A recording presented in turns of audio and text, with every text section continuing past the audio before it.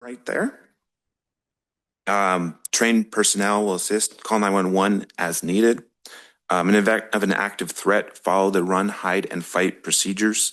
Run if it is safe to do so. Hide and silence your devices if you cannot run. And fight only as a last resort.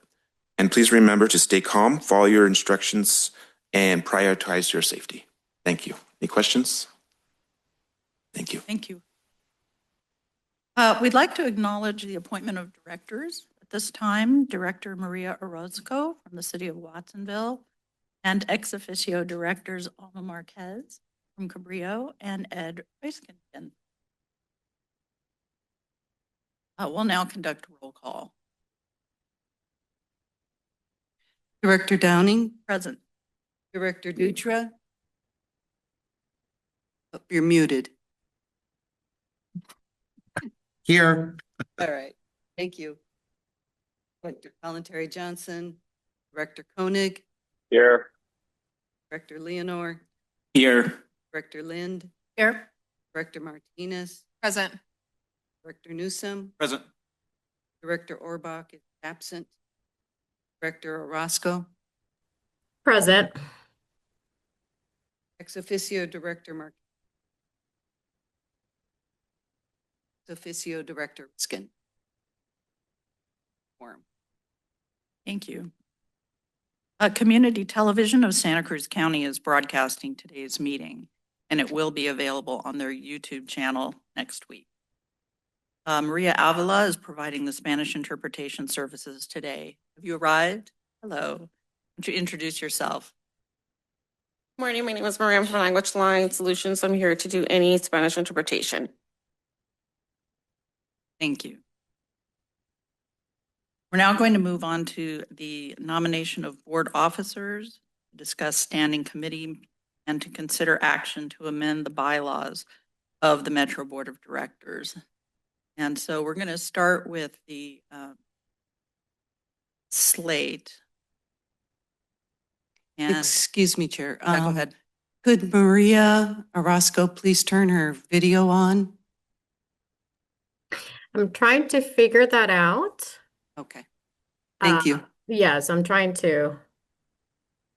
It's not giving me the option. It's just providing me the audio settings. Are we in the same building? Because if you are, you can come into the room I'm in. Yeah, we are in the same building. Where are you at? Is it the city managers? Yes. Okay. Do we both have to be on camera at the same time, or? I just tried promoting her to panelist. So if she accepts that, she do.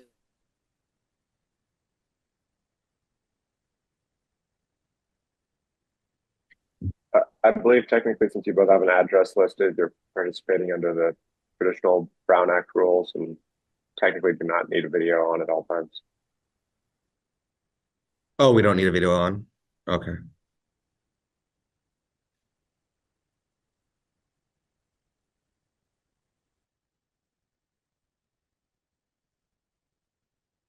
Okay to go ahead? Okay. Yeah. So I just want to begin with the slate of officers for next year, the nomination chair and vice chair, Director Koenig and Director Orbach. And then I'd like Corey to discuss the changes in our committee structure. Folks understand that. Yes, we're going to make a couple changes. We're going to disband the committees that we've had, and we're going to create two committees. One will be the Planning and Projects Committee. Second, Finance and HR Committee. There'll be committee members appointed to that committee, but the committees will actually be open to our board. So if a quorum exists at the committee, then it turns into a committee of the whole. If there is not a quorum, then it goes back to just a standing. So either way, any votes taken there will have to then be by the board. The reason behind this is to allow all board members to participate in rather than being selected, especially with planning of projects that would have particular projects for a lot of the board to be able to participate in. Thank you. Would anyone on the board like to discuss this? Yes. Thank you. Appreciate the clarity and structure. Would you be able to share with board members like happen, what the calendar, the agenda in advance? I think somebody not sitting on it, but I don't think I'm correct. See. When there, yeah. So now moving forward, when we are going to hold it that month, material will be sent out to the entire board. Same thing with like the scheduling lists. The meetings. I don't mean to interrupt the you guys, but I think second the audio is Tuesday messed up. of the month. Am I the only So- one? Hello?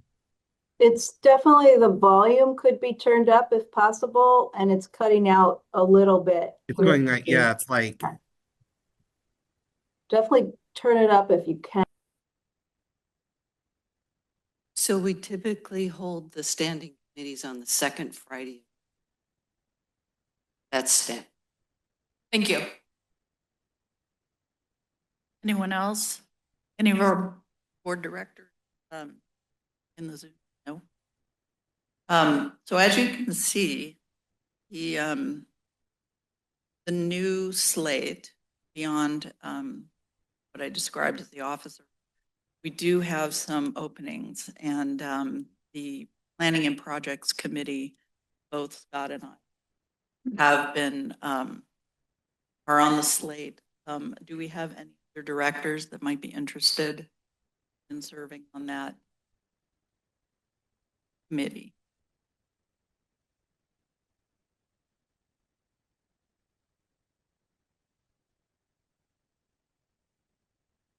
Because we do need 3, is that correct?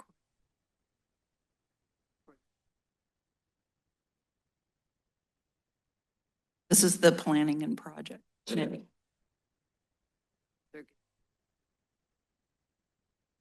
Right. Well, I have asked already for folks that would you be interested, Director Martinez?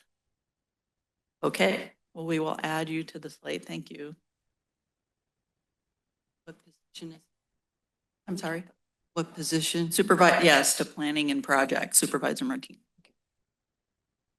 And then with regard to the Finance and HR Committee, we have 4, and that's sufficient. Is that correct?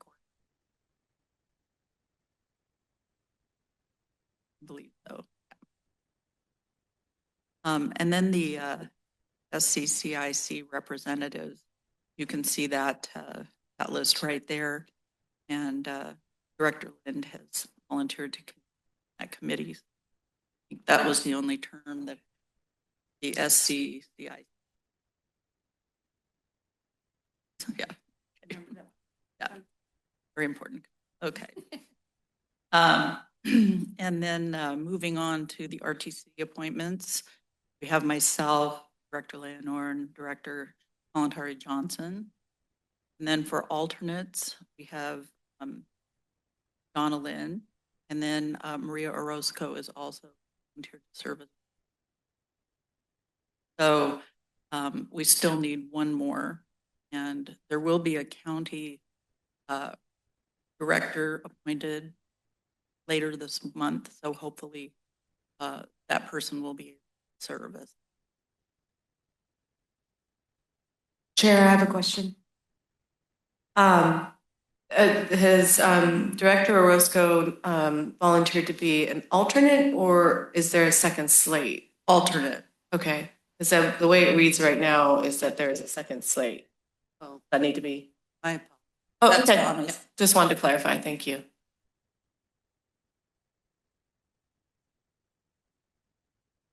Thank you for that.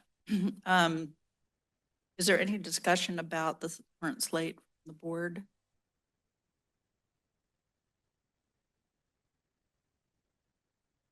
Did we want to discuss that? Do we need a motion for the bylaw change? I'll move. I'll second. We'll take a roll call vote. Director Downing, Aye. Director Dutra, Aye. Director Colin Johnson, Aye. Director Koenig, Aye. Director Leonore, Director Lind, Aye. Director Martinez, Aye. Director Newsom, Aye. Director Orozco, Hi. and the motion. Thank you.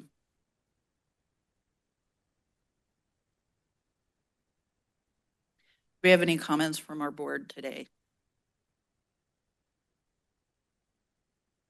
Yes. Just really quick, as many of you know, I ride the bus a lot, and I spoke to a bus driver that that I've noticed she's very attentive to the needs of the people that ride the bus every day, people with disabilities, seniors, veterans. And I just like to give her a shout out today. It's bus driver 613. She was doing the Route 1 bus. And I've noticed a lot of kind gestures that she presented or came out during my bus ride with her. And I just like to say thank you for all the good training that Metro is doing with our bus drivers, and the kindness and the attention to detail all the time when she was driving that bus and got us safe to my destination. That was the Santa Cruz Animal Shelter. So just like to say thank you. And 613, driver 613, thank you. Thank you. Do we have any other board comments this morning? Do we have any from our directors online? We do not. I just have one. So all bus service will be free to riders countywide on Wednesday, February 4th, which is Transit Equity Day. And this is in recognition of the National Day of Action, affirming public transit as a civil right, essential public good. Transit Equity Day is held annually on February 4th to honor the birthday of Rosa Parks, whose courageous act of resistance helped spark the modern civil rights movement and forever changed the nation's understanding of equity, mobility, and justice. So on February 4th, you can ride the bus, any Metro bus, local, Highway 17 Express, or Paracruz at no cost. So we encourage you to invite your friends and family to use the transit app and find a route and ride with us at Metro.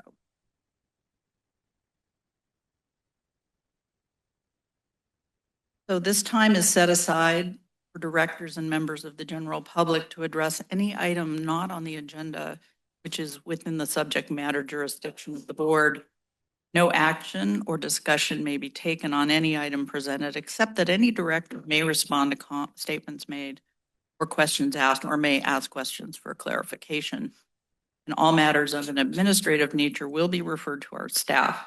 Each public comment is limited to 3 minutes or less, and we ask you to speak so we can all hear you and invite you to step to the podium now.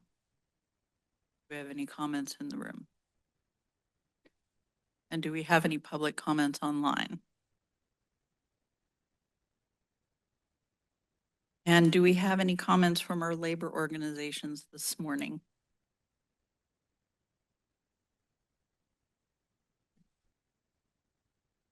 Good morning, ladies and gentlemen. My name is Jaime Renteria. I'm the general chairperson for SMART 23. I represent the Santa Cruz Metro bus drivers.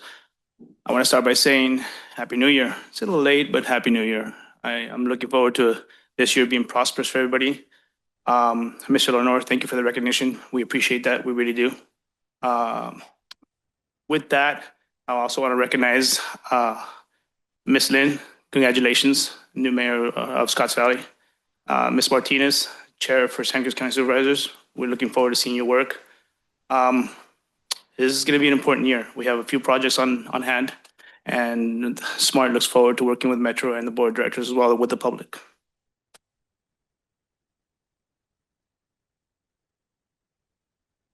Thank you. We received one additional letter that will be added to the agenda packet after the meeting. So moving on to the consent agenda, where all items are recommended actions that are considered to be routine and will be acted upon as one motion. Do we have any comments from the board regarding this or any requests to pull an item for discussion?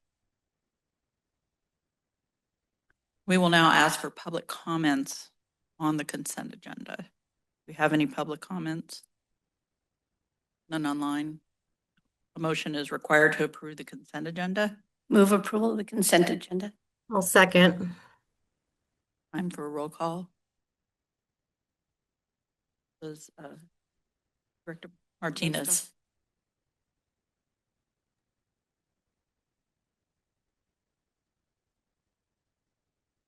Director Downing, Aye. Director Dutra, Aye. Director Terry Johnson, Aye. Director Koenig, Aye. Director Leonore, Aye. Director Lind, Aye. Director Martinez, Aye. Director Newsom, Aye. and Director Orozco. Aye. Thank you. Moving on to the regular agenda, we have presentation of employee longevity awards, 5 years to Kathy Downs, our senior financial analyst, and 10 years to Peter Rasmussen, our transportation planner. Peter, here you are. Do you have any comments? Okay. Well, we have something for you.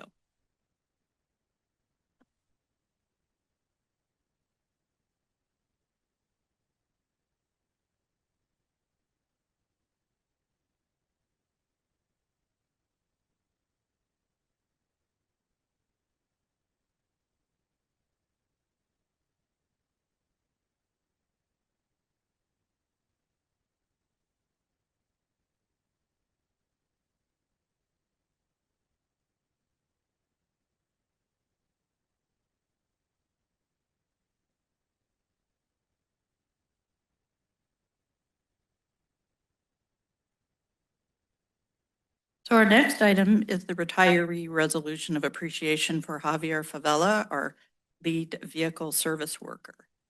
Is he here today? No?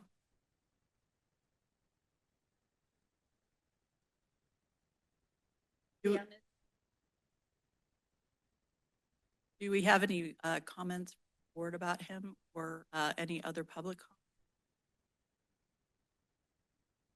There are none. Any public comment? Well, a motion is required to approve the resolution. Move approval. I'll second that. Oh, let you figure that one out.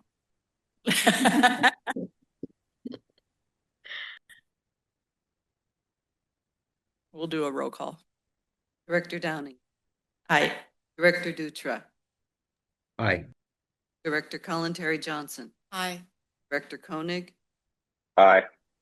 Director Leonore, Aye. Director Lind, Aye. Director Martinez, Aye. Director Newsom, Aye. and Director Orozco. Aye. And the motion passes.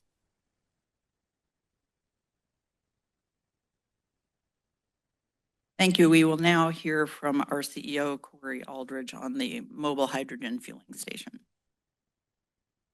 Good morning. Thank you. So just a reminder of the decisions that were made by the board at the December board meeting regarding this topic. The board allowed interim temporary usage of the fueler from 9 a.m. to 3 p.m. Additional venting 6 p.m. The directed Plug Power to install the 8-inch vent stack modification. Then to do a noise study after that. If they were going to do a preliminary sound testing, and if they found it to be in compliance, they would do sound consultant study, which was done. Or if it's still in non-compliance, the plug would need to move into more mitigation measures, including surge tank process that they had outlined. Ask staff to investigate a gaseous hydrogen fueling option, and that if plug the mobile fueler is not in compliance by January 31st, cease operations of mobile. It is. Also directed staff to continue with ongoing communications, neighbors and board regarding any milestones or events that did happen.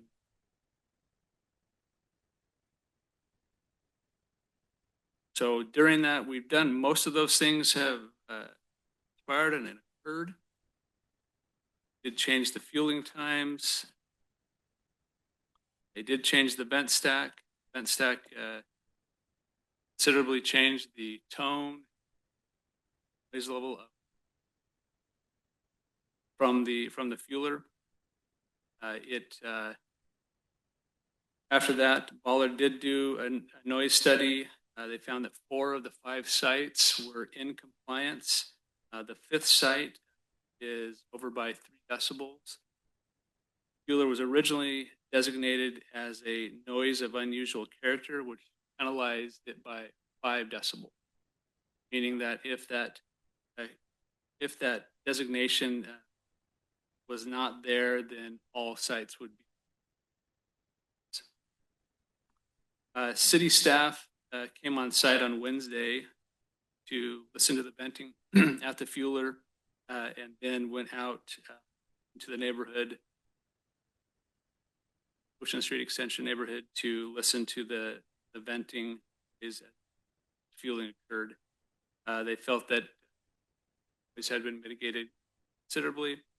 They were going to go back and as staff to try to make a determination. We received an email from Paul Ballard, the noise consultant, to Metro staff and city staff, indicating that he no longer thinks that the designation of unusual character no longer applies, no longer qualifies as a noise of unusual character. Said that it doesn't, that after the change of the vent stack, it doesn't contain a pure tone. So that's one of the, actually, I'll tell you what the qualifiers are. The qualifiers to be an unusual noise is that noise contains a piercing pure tone, which the 5 decibel penalty. A noise that is impulsive, rattling, rising or falling in pitch or volume, humming, screeching, throbbing, or pulsating. Also a 5 decibel penalty. And then noise which contains speech, music, or other 5 decibel. He said the fueler no longer contains a pure tone, so I wouldn't recommend that 5 decibel penalty for the first one. The noise definitely used to be impulsive with very rapid rise and fall times, but since the installation of the silencer modifications, both the rise time and A rate appear to have been stretched out. So I think an argument could be made that this penalty no longer applies. Also, I would not consider the venting noise as it currently occurs to be a rattling, changing in pitch, a hum, screech, or a throbbing or pulsating sound. By a penalty for any of those characteristics, the venting noise does not contain speech or so no. We were hoping to get a response from city yesterday. Did not occur. We received an email this morning that they are continuing to talk among staff to final determination that penalty. Same time, we sent Plug Power a notice of failure to cure, and we're currently working on a breach of contract letter. We do have Plug Power representatives online. So if the board does have questions for Plug, they're here to answer questions.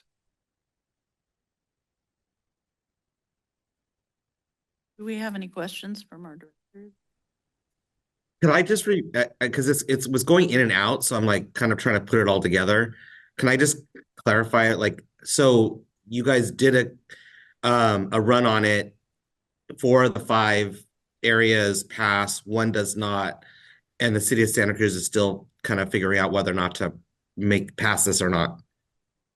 That is correct. Okay, thank you. Director Martinez. Thank you.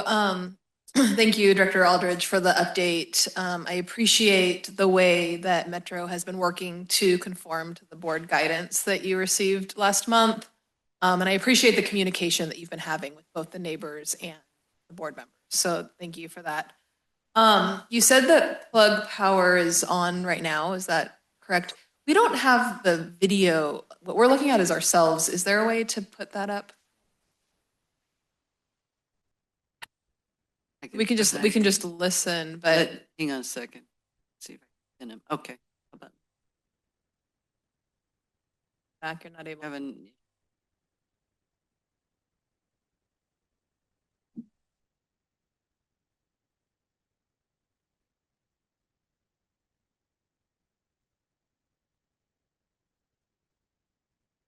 No, that's okay.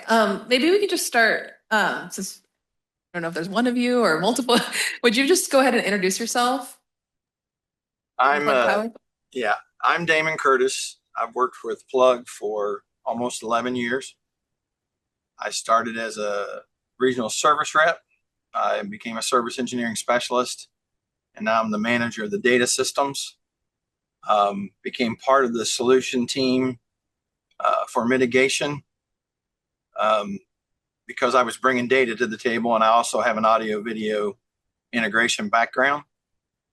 And so got involved after the silencer was installed and modified the 8-inch stack with a resonant chamber to change the tonal qualities as a mitigation step. So that's where we are today. And so I do have some prepared notes. I agree with Paul Bollard's assessment that this, my contention would be that it's similar to your CNG venting that's kind of faded into the background. It's a similar now. I know it was very intrusive at the beginning, as all of our hydrogen systems are.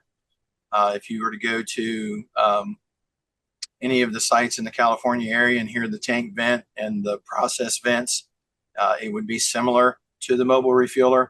And so, I kind of want to give context to that if you'd like it, exactly how far and what the process has done. I do believe that we are compliant. We did deploy some measuring equipment like Paul uses to site number 4, which is the site that's in question. We did that yesterday. I have remote access to that so I can look at what the readings are.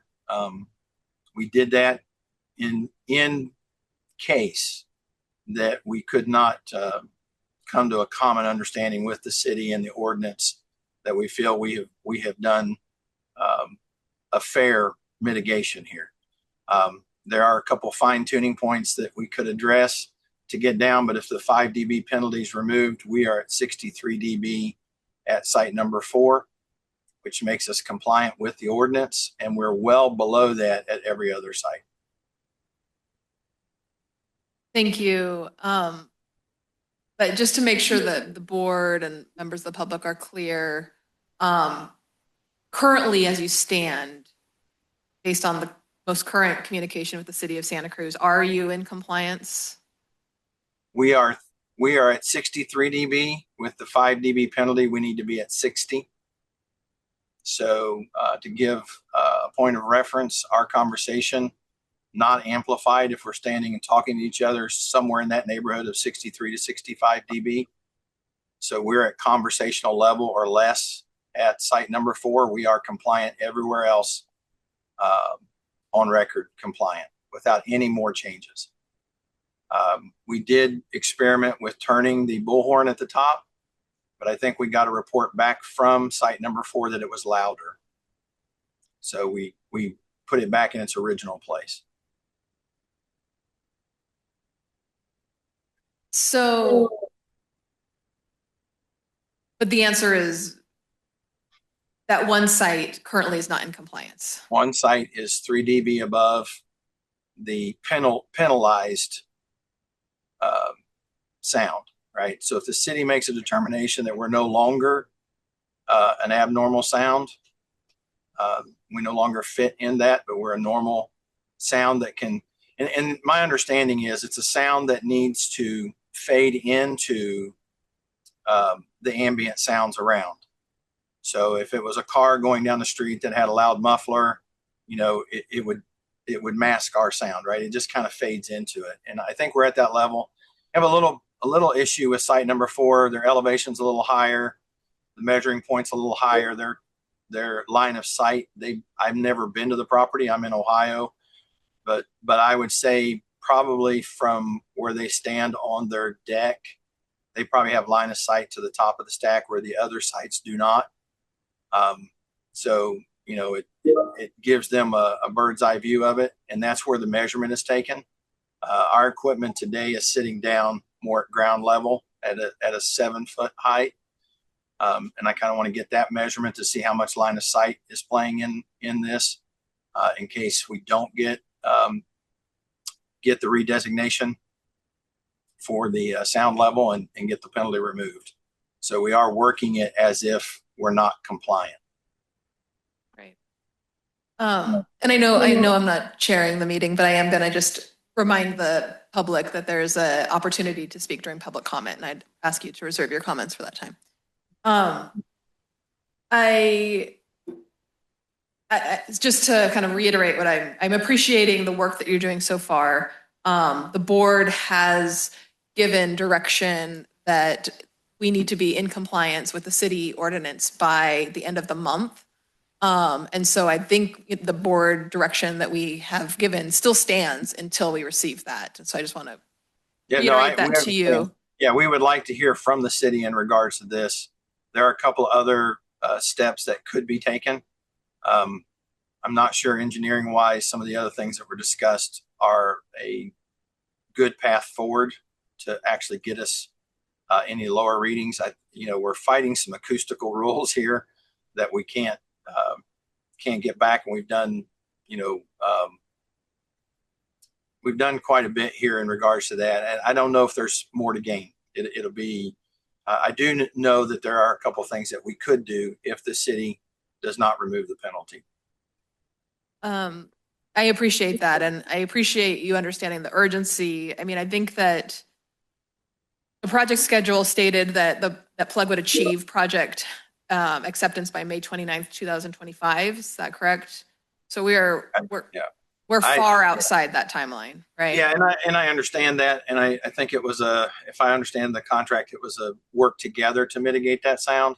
I think the hardest thing that we have here is that we introduced a system for the neighbors that was well above what we're doing now, so they're very conscious of the operations of the equipment. So we understand those perceptions, and we still are working on things where I would not have rented and deployed the equipment at site number 4 to continue to measure. Can you talk to us a little bit about the surge tank solution? Is this something that is on the table? I'm not sure that will. I can't speak to that. I didn't design that. It wouldn't have been my first choice. I understand the principle. I don't know that will gain us a whole lot. So when you look at when I looked at the data, what I saw was the initial vents. So when the tank is venting, or the process is venting somewhere between 8 and 12 times a day when they're filling buses. It varies depending on the condition of the liquid and how how well the pumps are running. And so, that's kind of what I've tracked in data. That's happening now midday. I would think you guys are mid-morning. I'm at 12:30, so I'm in the afternoon. So somewhere in that time frame, I can look back over the data and see yesterday it vented 8 times during the process. What happens is the initial vents are going into warm piping. So the initial vent is where your violation is. So your initial vent is that 3 dB that we're seeing at site 4. Probably at the local ground site, it's more like 6 or 7 dB difference. But what happens is once that piping is all cooled and the vaporizer is cooled, you don't have the expansion of hydrogen, the cold hydrogen expanding, and the pressure at the same time. So therefore, your sound decreases, your energy decreases. And when the energy decreases, so does the sound. And anecdotally, I can't tell you this because I didn't have the measurements and I don't have Paul's last measurements after everything. I don't have his last roll of data. I had the initial data, and then we have the data where we took spot measurements. And we're talking probably 85, 86 dB on the initial vents. And then once the system was cooled down, it was in the 75, 76 range. So that's a big difference. And, as the system goes. So, and we're looking at the peak reading at all the sites. So we're looking at the loudest vents that happen are what Paul marks in his report. It's the way his report is written. So, I think the next step for us, there's a couple steps. If we don't get the penalty removed by the city, the next step would be to work on a pre-cool program where we cool down the piping and get us to those lesser vents, and then do a remeasure at site number 4 to see if it's at that 60 dB range. And the only other course of action would be to do a deflector on the horn itself and try to deflect the sound, the direct sound that might still be drifting that direction. So we went from that higher pitch sound of the initial design. By changing up some of the piping, we went to a lower pitch sound. That's a double-edged sword. It's good because it's better for the ears. It's bad acoustically because it travels further. So there's a plus and minus to that. So we have to be careful what we do. But I do think the natural path is for us to look at the logic. Can we pre-cool the vaporizer? Can we pre-cool the stack and the silencer and mitigate some of the expansion and bring the sound, perceived sound level down? There's energy, and then, we're decreasing the energy. Then we'll have to look and see how it impacts the actual reading. Thank you. This is the first time I think, at least I've gotten to talk to you, or maybe perhaps the full board. So I was kind of in a volunteer line, and they said, who will do this? And everybody else stepped back and left me here. So, but I'm the one that's talked to Derek quite a bit through this process. I'm the one that looked at the sound differently because I looked at it from an acoustic design versus a system design. And, so I was able to look at it and come back with the resonant chamber. And that's if you've been to the mobile refueler, that's the straight pipe. That's on that stack. That straight pipe allows the audio to travel forward, which audio always wants to travel on a straight line. And that's the way sound waves work. It allows the gas to turn up. And then the reflection of that audio hits the back end of that chamber, comes back and cancels the sound coming out. So that's how we've been able to achieve. By my numbers, it's about a 97% reduction in the energy. That's the engineering side of it. And it's, I believe, I'm pull my numbers to make sure. And I have this and I can send it over. It's less than half on the perceived or measured out at sites level percentage wise. And that's a pretty big gain for us by reducing energy, the sound energy at the mobile refueler by 97%. And you can, and I, that's all numbers that I didn't create. Those are numbers from acoustic studies and looking at reducing it by 15 dB and how much energy that reduces. But it still has to be measured at the property by the ordinance. So we understand that. Appreciate that. And I know that you're working particularly on the sound itself, but also you're a representative of the plug and the contract that we signed with you.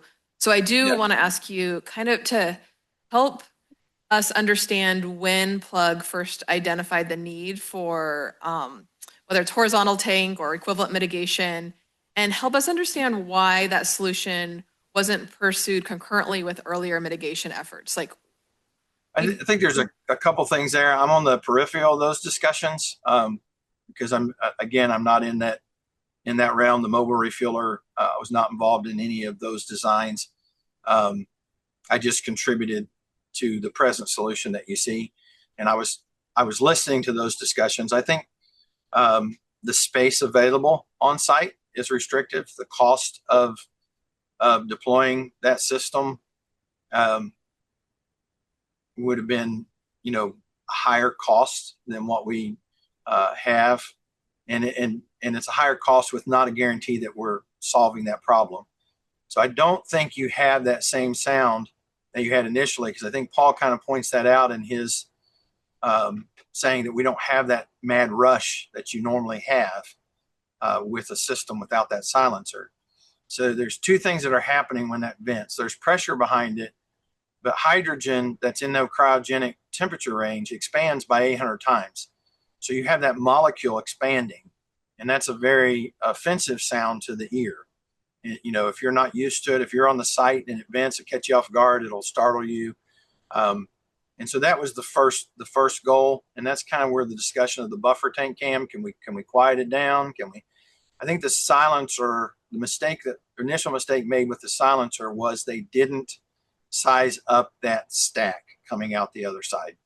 They actually sized it down and reintroduced some of that noise back into the system. So the 8-inch pipe took it out by doing away with the 90-degree upturn. We didn't turn it into an amplification system. So that's how we were able to mitigate that. So it's a very similar effect to the buffer tank, because that gas is just releasing and the energy of that gas is diminished greatly going from a 3-inch to an 8-inch with that resonant chamber on there. So it accomplished, I think, probably more than what the surge tanks would have, because you still would have had a constant. You might have mitigated your front end sound, but you might have introduced additional sound and longer venting cycles, which might have been more disturbing to your neighbors. And so I think that we made the right decision, whether we did it intentionally or whether, I can't speak to the interaction or the timeframes because I'm not part of that decision tree. Now, when it comes to fulfilling your last piece, which is Fleet Watch, getting their data, that's what I do. So, and we're already collecting that data, waiting just to make that connection with Fleet Watch to get us over that last hurdle. So. And is the horizontal tank solution fully engineered, tested, and proven? Horizontal tank in what aspect? The solution that you've implemented, is it? It is tested and proven. I mean, we have the data. Paul has 24 hours of data with the present solution in place. And that was the last report that we've got that gets us where we are today. So it's proven to get it to this point. And there's no real change there. We just added a silencer and increased the size of the stack itself. So, but as far as sound measurements and sound pressure measurements, it has mitigated quite a bit of our issues. And we do want to help that one homeowner up on the hill to try to push this as quiet as we can. And do you believe, I know we're waiting to hear back from the city of Santa Cruz, and we have to assume, because this is our board meeting, our governing board meeting, that we don't have that right now, right? Yep, so we have to proceed with that assumption. So are you committed to providing a compliant solution by January 31st in the event we don't get it from We're working towards that. we are absolutely working towards that. So again, I'll go back to we rented the equipment, the sound equipment, to be available to us for 30 days. And we did that so that we would have control of it and we could move it from site to site if needed and provide the data to Paul to create a follow-up report. We deployed it at the site where the compliance is not there. So that is the intent, to work toward that solution. Absolutely. Beyond that piece, I can't speak to it. I just know that I made the arrangements for the audio equipment. I had it picked it up. It came out of Cincinnati. I'm in the Dayton area. So I got it to my office, worked on the calibration, got things ready, sent it out, worked with our technician yesterday to calibrate it remotely to ensure we had accurate readings. And I've got it actually sitting here on my computer right now. It's 45 dBs of sound on 2 of our readings and 69 on the peak average. So, and we haven't vented today at the site. So I don't have any vent readings yet on it. Thank you. Sorry. You can wait until public comment. We still will be, well, after the board finishes our questions, we'll go out to public comment. Okay. Thank you. So thank you, Mr. Curtis, for answering these questions. You know, we on the board, we're not technical experts, but we certainly are doing what we can to mitigate the challenges that have been caused, the noise challenges that have been caused by the new fueler, meet the city ordinance that, hasn't been in compliance for some time, and continue to meet the needs of Metro. And it's been difficult, it's been months that we've been navigating this, and we appreciate Plug's willing to work with us. And we're gonna hope that we get the response from the city of Santa Cruz that you believe we should get. And we're gonna continue to really hold accountability to the contract that we signed with you. So thank you for being here today. And I think there might be a couple other questions from the board. And I'm here to speak to the technical aspects and answer as many questions as I can there. And I have to tell you, I am not an expert in this either, right? If you were telling me to do the acoustics inside of your building, absolutely. But in this case, it was kind of really had to do a lot of research and dig in and find out a solution that would get us as close to the finish line, if not over the finish line. And that's still my goal. And I would assume it's still Plug's goal to get us there. Thank you, Mr. Curtis. Go ahead. Thank you, Chair.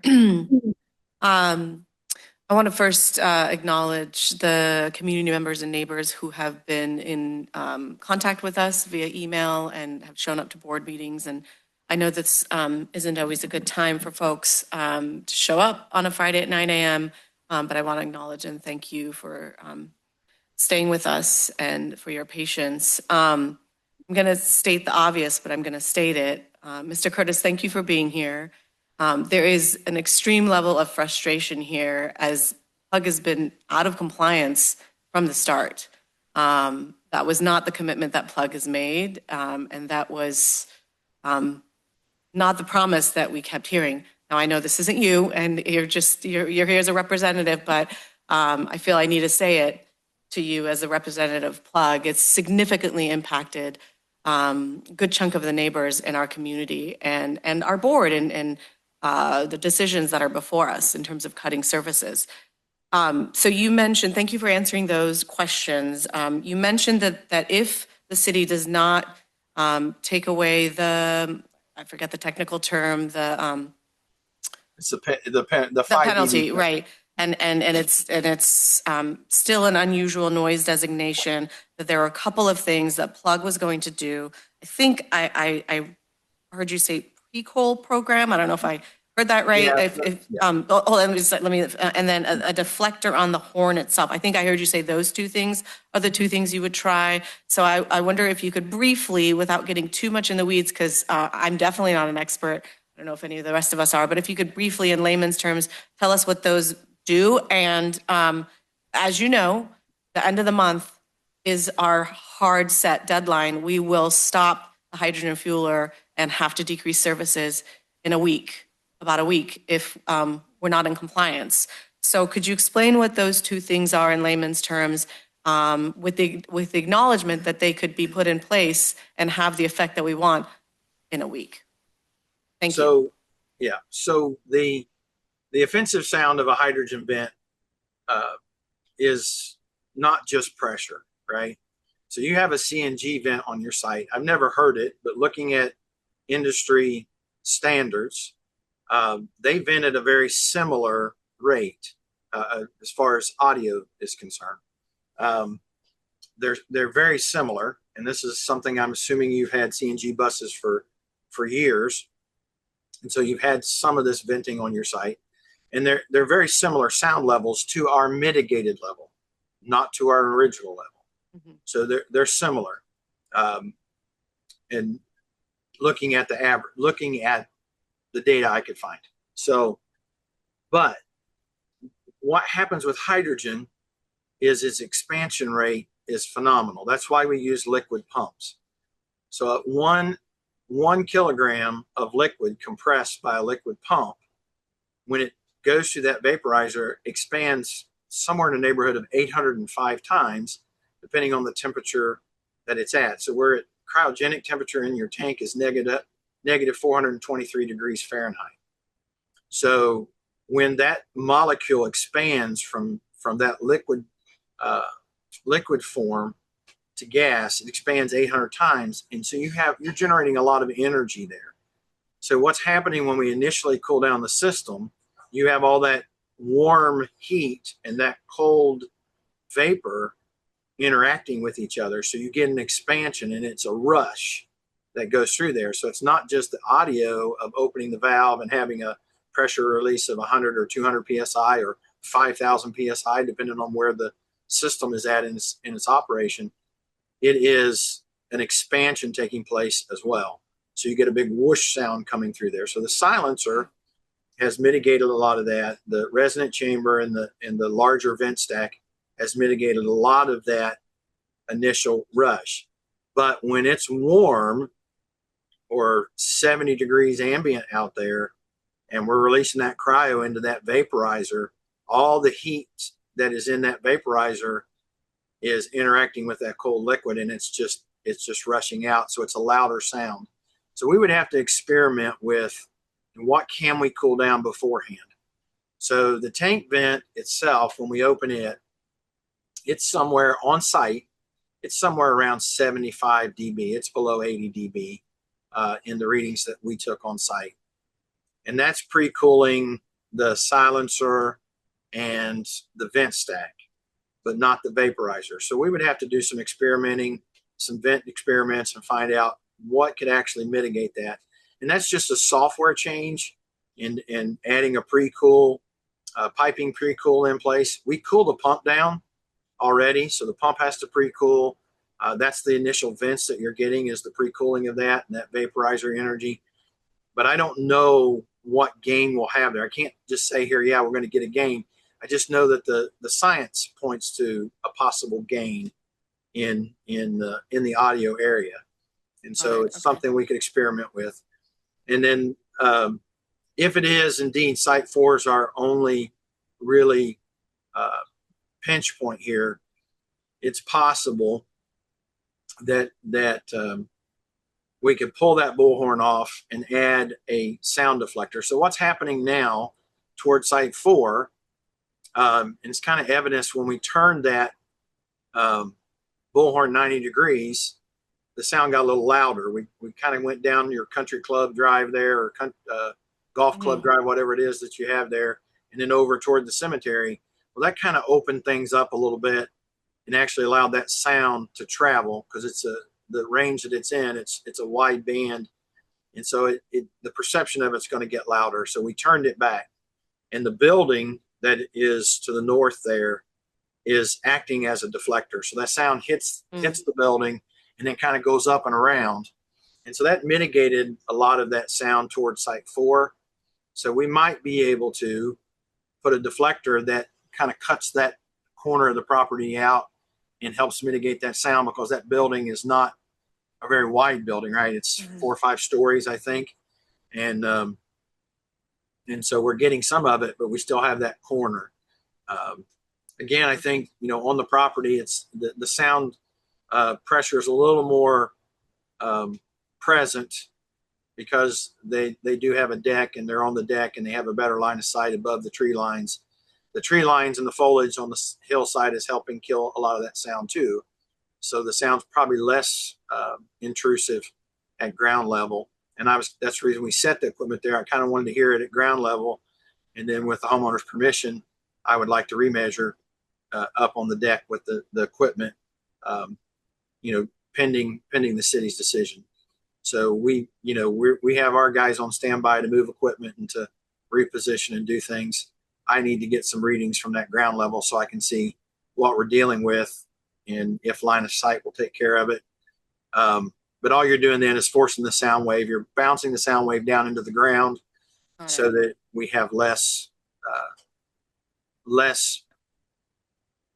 hate to use the term noise pollution, but that's kind of what we're talking about here. Less noise pollution off property. Okay. So Plug has stated that it's willing to consider further cure efforts outside the warranty framework. I want to understand, are these outside the warranty framework? I can't speak that. I don't think the programming changes would be outside of it. I can't speak to the mechanical changes. That's why I spoke about the programming changes first. What I understand is that these other efforts would be at a metro cost. That's hard for me to understand. Can you speak to that? Why would we have to pay for that?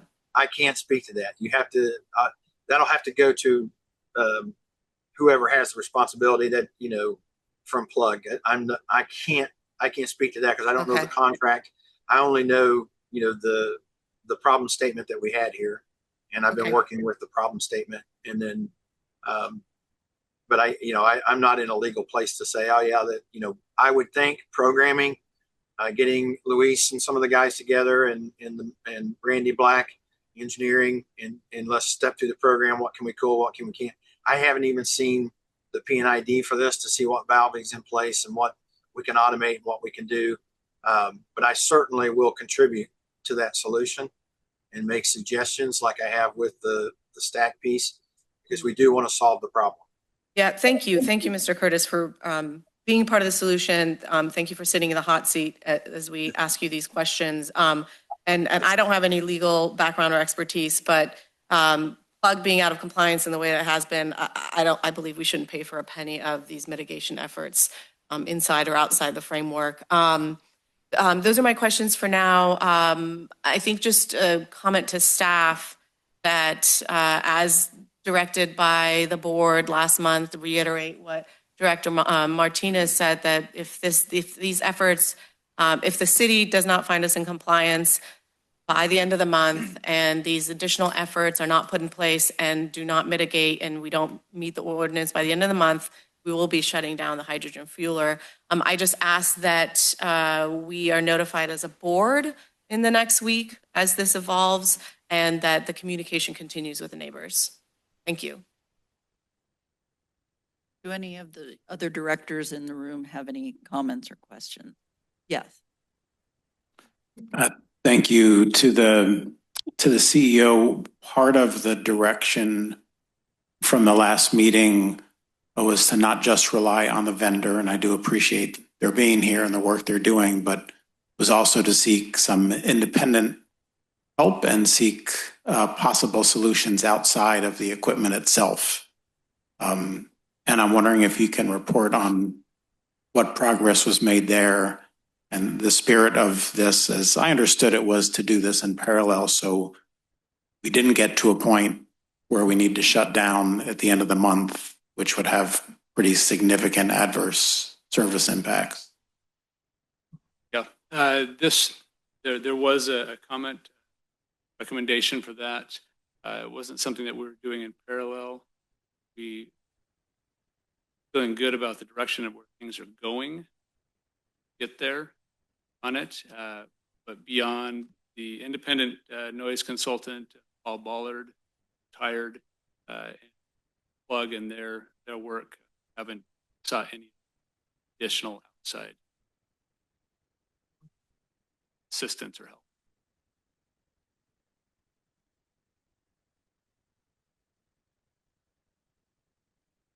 Thank you. Do we have any comments from our directors online? Yes, we have Jimmy Dutra online. Go ahead. Thank you. So I guess my question is, I want to think, out. Um, I highly doubt that if a city would make an exception if you're outside of your ordinance, because the people will hold the council members and the city responsible for that. So um, I would imagine that if this is not taken care of in 8 days, then there is clear direction. So my question is to Corey, are you ready to fulfill that? I know you're hopeful, which is great, but I want to make sure that, I mean, there was direction and they're still out of compliance. We understand that. If And it's still out of compliance, the city has not removed that designation January 31st, and we will shut it down. I Go to that. get two city representatives on there, so I'm sure that they probably have. I mean, I'd like to hear from maybe either of them, or have you spoken to the city manager about, are they going to be making an exception, or if there's an ordinance and it's not in compliance, that's it, that there's no going out of those lines. There's been a recommendation from the acoustical independent expert Uh-huh. to remove the designation. Oh, it's up to the city to make that final decision. I understand that. I understand that, Corey. I'm asking you, have you had conversations where the city stands on that? Like, or are you in the dark? I just don't understand. They are in the communications that we've had back and forth. We are feeling good about the chances of them removing that designation, but I can't speak for what the final determination will be. That's completely city. So you're feeling the city's going to change the ordinance. You're hopeful the city's going to change the ordinance in order. I mean, not change the ordinance, remove the designation. Or remove the designation. It doesn't meet the qualifications of it any longer. Okay, that's a little shocking, but okay. I hope, I mean, I don't want like the final hour and everyone's scrambling, because we can't meet the the fifth, whatever the piece of it is not in compliance. And we're scrambling, trying to, explain to the unions what's happening, explain to everybody. I mean, I think you need to start preparing now, unless you have an idea that the city council or whoever is going to be making that decision to change it, no, you have an idea that that's going to happen, because I mean, I think there are a lot of people who live in that area who are probably pretty stressed out right now. And I know I'd be pretty upset if I had a noise that was constantly rattling 24/7. So, but it sounds like you seem pretty hopeful. I mean, we've been in communication, union, they're aware of it. It's not something that we want to do. So doing all we can on our end, try to get there so that we can. Yeah. And so in this specific piece will be replaced completely in summertime, right? So the whole once the permanent fueler is built in service, then taken out of service. And when is that? July? Right now, the latest timeline is August. August. Okay. So it would be a rattling, or it would be out of compliance just for until August. Well, if it's out of compliance, then we won't be until it comes in. Okay, I'm confused. I thought that maybe there was going to be an exception.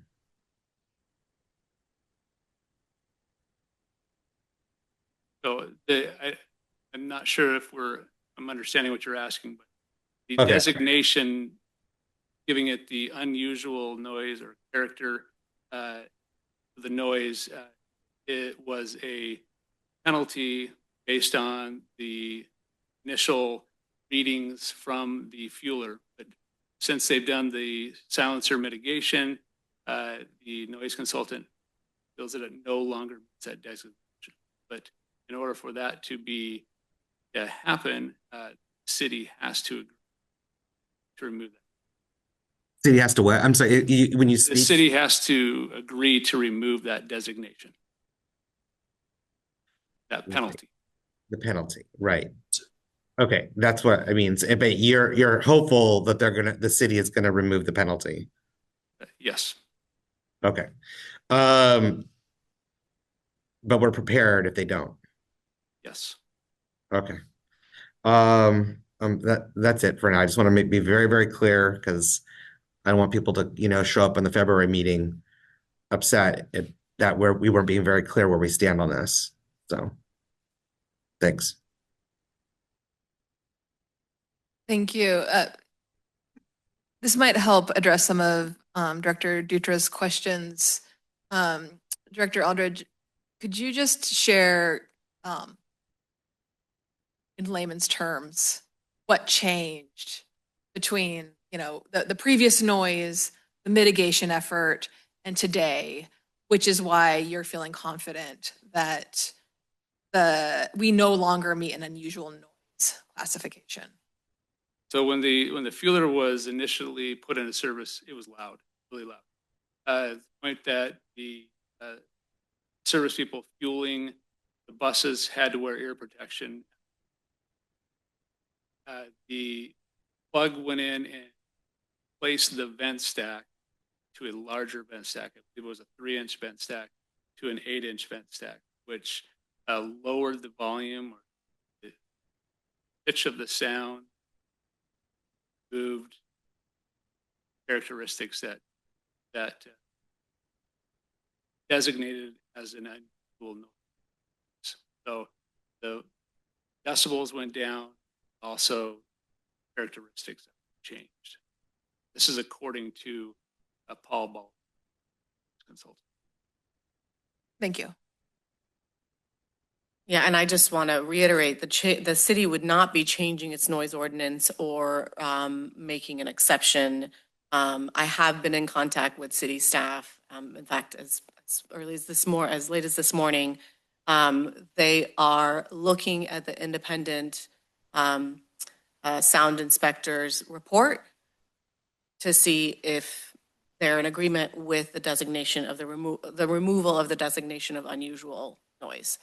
I know you just said that, but I wanted to reiterate that the city is not going to be making an exception or changing its noise ordinance. And they know that this is urgent, so we'll be responding.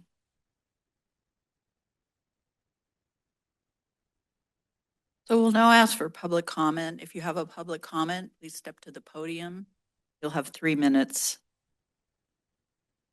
Right over there.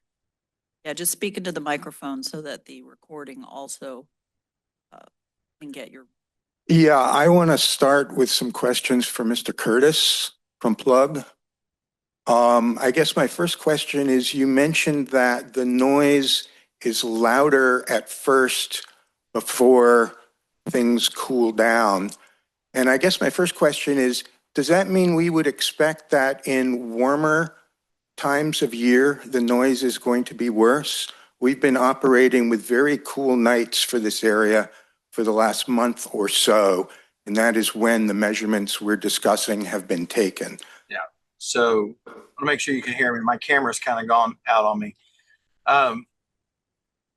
No, I do not believe that the warmer temperature is going to impact it significantly, simply because the span of negative 300 some to 40 or 50 or 60 degree ambient, we're only talking 20, 30 degrees. So I don't see the expansion being that much more energy generated. If we did see a significant change in that, again, we're going to go ahead and work in parallel and have the discussion, or I'm going to have the discussion with our engineering, Logix program engineering, to see what we can do and have those steps ready to go if we need to pre-cool. But, when you're dealing with the cryogenic temperatures, the 20, 30, 40, 50 degree ambient doesn't make that big a difference when you're coming from that negative 400 range. Excuse me, for the purposes of this meeting, you don't actually get to ask questions, but you can make comments. So if you have questions, maybe direct them to staff so we can get answers for you after the meeting. Feel free to continue. I would like to make my public comment then. My name is Michael Nussbaum and I live at 200 Crossing Street, which is also site 4 in the Plug Power sponsored noise studies. Since we last met, Plug has definitely been working on reducing the emissions on the refueler. However, they've not yet come close to meeting the noise limits, which are the law in the city of Santa Cruz. We're arguing about the designation of whether it's an unusual noise or not. However, the characterization of the noise as being only 63 dB is specious and wrong. The day that the noise study was done, PG&E was on our street with chainsaws all day long. I don't know how anybody could think that they could do a noise study on that day. Have been an engineer for 40 years, much of that as an audio engineer at Bose and Apple. I know how to make these measurements. I'm doing these measurements on my porch, and I've been uploading a bunch of stuff to Metro's site. You guys are welcome to listen to them and measure them as you see fit. But what I've seen in the last week, yesterday, I saw some vents that were only 4.3 dB above the statute, and I had some measurements that were 15.1 dB over the statute. So characterizing this argument as, oh, we're only 3 dB above, and we just have to get this unusual noise clause pulled is not the right discussion here. I was really dismayed to read Danielle's 15 January email claiming that you were only 3 dB above. I can still hear this noise in my home with the double glazed windows shut, and I cannot hear any other noises under those circumstances. So not only are my measurements corroborating this, we can still hear it. So 3 dB is not the number we should be talking about. I was happy to see an engineer from Plug knocking on my door yesterday. They now have their own sound monitor in my yard. I was going to ask the gentleman from Plug why he chose to put it on the ground instead of up on the porch, but he did answer that question in his discussion, so that's fine. So that's really what I have to say. I'm measuring this stuff. I know how to measure it. And if we have to see you in court, we will. But it's not a question of 3 dB. Thank you for your comment. Do we have any other comments in the room from the public? And do we have any online? We do not. Thank you. We'll continue our regular agenda with item 15 from our General Counsel, Julie Sherman, to consider analysis of potential revenue enhancements and components of a potential sales tax ballot measure. Hello, everybody. Happy Friday. Sorry that I couldn't be there in person today. I have brought with me virtually my colleague, Shayna Van Hoften, who is also on Zoom. We both have an all-day meeting. It's our annual meeting, so we couldn't be there in person, but we'll be with you through the conclusion of this meeting. So Shayna is our in-house specialist on revenue enhancements and election law. I'm going to hand off to her to go through the materials in the packet, and then she's going to move into 16, which is our ballot measure advocacy do's and don'ts for the board and staff. And then we'll both be here to answer questions that come up. And with that, I'm going to hand off to Shayna. Thank you, Julie. Good morning, board. As Julie said, my name is Shayna Van Hoften. I'm Julie's partner here at Hanson Bridget. I've worked with quite a few agencies on tax measures, particularly in the transit arena. So I come to you with years of experience in this area, though every single agency is different in how they look at revenue enhancement options. Every single type of agency is different in the options that are available to them. So what we wanted to do with our time this morning is respond to some questions that were asked at a prior meeting. about what your options are for addressing structural deficits and impending fiscal cliffs. So Metro has its own enabling statute, and in its own enabling statute, there are specific types of revenue enhancement options available. Metro also is able to take advantage of revenue enhancement options that are available to transit agencies writ large, to special districts writ large, but not to the types of revenue enhancements that are specifically available only to cities and counties or the state. So what we've provided to you in the board packet for today's meeting is a summary. Let me interrupt you just 1 second to check in with Donna. Whether you have the packet up for the board members to see. Like, I know it's online for everyone to see online and you have it in your packet, but do you want it to be up on the screen while we're talking? If it could be, that's great. If it's easier for Donna, I have it open in a window right next to my screen, so I'm happy to share if that's easier for Donna. If you'd like to share, that'd be easier probably for you. Great. Happy to do it. It should be up right now. All right. Do you see attachment A to the staff report? Okay, great. Yes. All right. So what I'm going to do is I'm going to just walk through what we call a revenue options guide.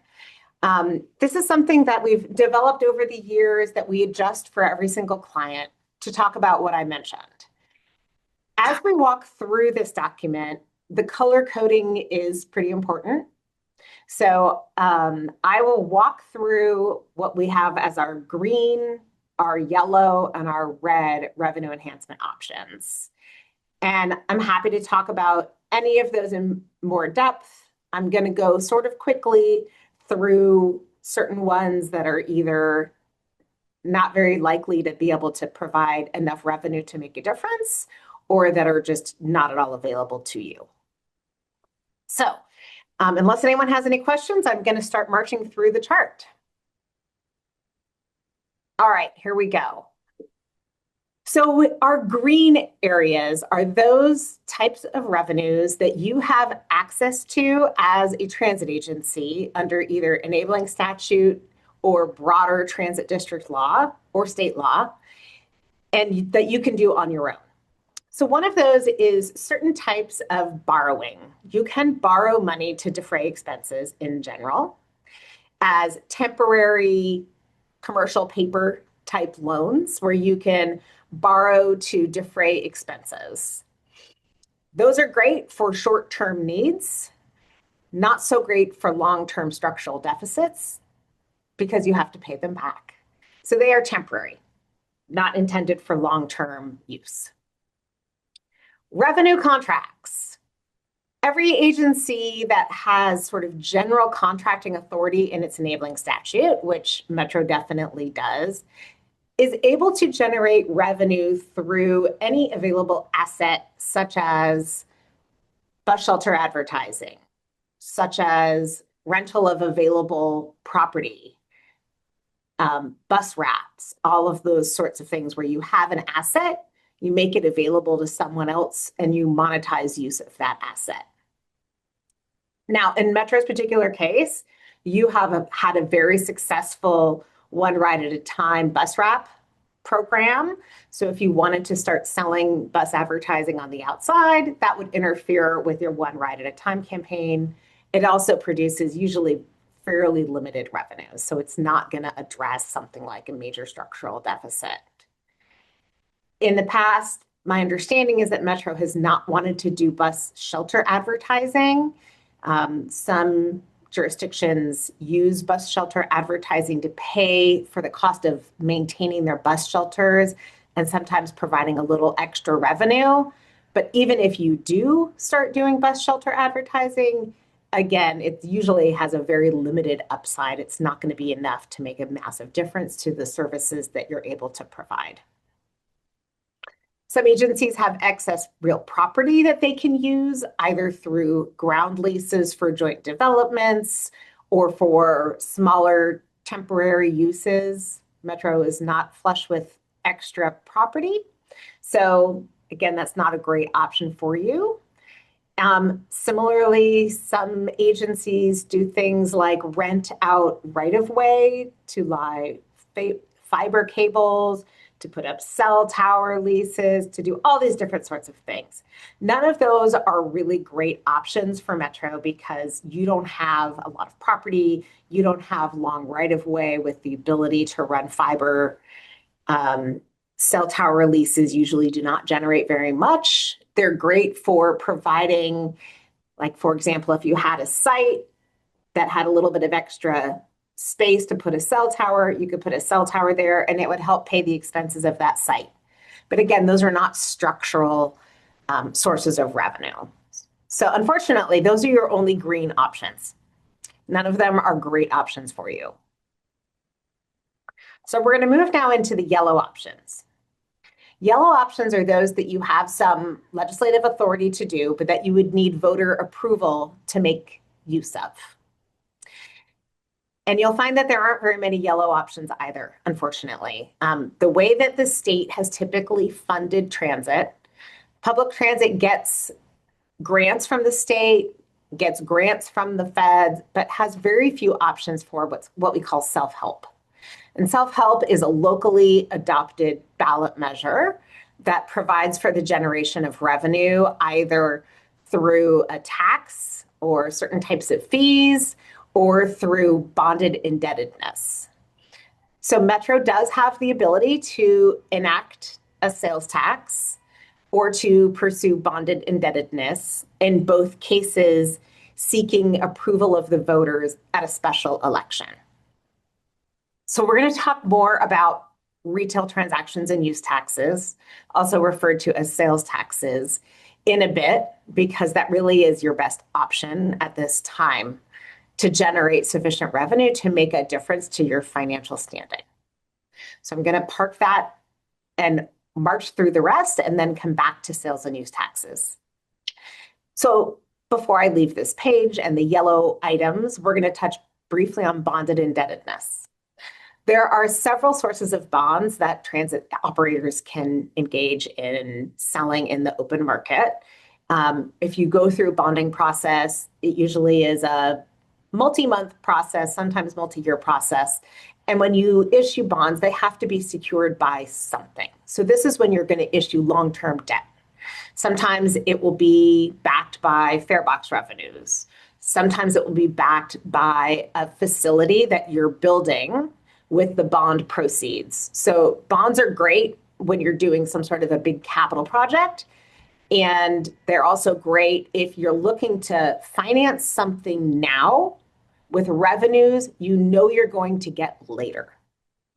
So for example, if you enact a new tax, we would typically include language in that tax to authorize the use of that tax to secure bonds so that you can get early access to revenues that are paid back with your bond or with your tax proceeds to fund something that costs a lot at the beginning of your tax period. So in this case, bonds are great if you have something that you can secure them with. You do have fare box revenues. They're not substantial, and there's not something that really makes sense to use bonds for unless you have a big capital expenditure coming. All right, moving into the next set of yellows. This group of yellows on this page are all items that you have authority to pursue, but you don't have exclusive control over whether or not you can achieve anything. So federal, state, and local agencies that have all of their own ways of generating revenues can all participate in helping Metro meet its financial needs in both the short term and the long term. So opportunities include grants. They also include loans. Sometimes we'll work out loans with other transit funders, transportation funders, if there's something, again, that you need money for now that you can pay back later. You can also enter into agreements with your neighboring agencies, whether it's your county, whether it's cities in your jurisdiction, whether it's some sort of a regional body, For them to enact some sort of a revenue enhancement that they have authority to enact that you might not, and for them then to feed those funds to you through an agreement. The risks of these agreements are that they usually are terminable, you can't always get them, and you don't have control. So having an intergovernmental agreement to provide revenue is usually a second choice behind having your own source of revenue. Some agencies work with their community supporters to generate support through nonprofit public benefit corporations. So essentially, this is getting some charitable support, Friends of Metro. We see this for some agencies. You'll see this with like your Friends of the Library. Those are very, very common. This is your Friends of the Library sort of approach. With some of our clients, we have a Friends of the Golden Gate Bridge. We have a Friends of Caltrain. You know, we have these supports that are great for things like small enhancements, a big anniversary party, not great for keeping your buses running. They also are not within your control. So they could be helpful, not helpful enough. Then there's Mello-Roos Community Facilities Districts. So Mello-Roos, which you may hear Mello-Roos, you may hear CFD, those are all similar entities where another entity could form a CFD that you would be able to make use of, but that's not really going to help you here because they typically are only going to be able to provide for investment in capital projects, not the operations of your agency. They do result in some local sales taxes. Usually you would want to do a CFD, for example, if you were going to have development in a new part of your jurisdiction and you wanted to put in a new transit station in that development, you could enter into some CFDs to create a funding source to create that transit station. But again, that's really going to be limited and you don't have full control over how a CFD operates. All right, our last yellow is the motor vehicle fuel tax. In general, fuel taxes are collected through the federal and state governments, and then they are spent on transportation purposes. There is a limited authority, and when I say limited, I mean teeny tiny, to do an additional local fuel tax in concert with your regional transportation commission. So in Santa Cruz County, you do have RTC. So the county and the RTC are coterminous, and they have sort of first tier authority to enact a fuel tax. Fuel taxes are sales taxes. So if you were to do a sales tax, it would also apply to fuel. But if you were to do a fuel tax, it would not also apply to every other transaction. So fuel taxes tend to bring in just a teeny tiny portion of what a sales tax would bring in. They are very unpopular and they are of diminishing utility. As cars get more efficient, as people stop buying gas-powered cars, fuel taxes are becoming less and less useful and are becoming more and more likely to be replaced with things like mileage fees. And California and the federal government have been looking at options for replacing fuel taxes as opposed to implementing new ones. So as you'll see, if you look back through the list, there were quite a few yellows, there were a few greens, and the only yellow that really provided much for you to go on is the sales tax. So I'm going to leave the green and yellows behind, briefly go through the reds, and then loop back to sales tax. All right, here are the reds. The reds, red means stop, AKA you can't do this. You can't enact a property tax. Your enabling statute does include the authority to create a property tax. However, that is an ad valorem tax, which means it's a tax that's based on the value of property. That was put into your enabling statute decades ago and is now unconstitutional. So even though it's in your enabling statute, you can't actually use it. So that's off the table. You could seek some sort of change to your enabling statute so that it was not an ad valorem tax, but rather a tax based on something else. So it couldn't be based on the value of property. It could be based, for example, on the size of property, on the use of property. But property taxes in general have fallen out of favor over the years, and you're probably not very likely to get too far with getting both a legislative fix and then going to the voters to enact a property tax.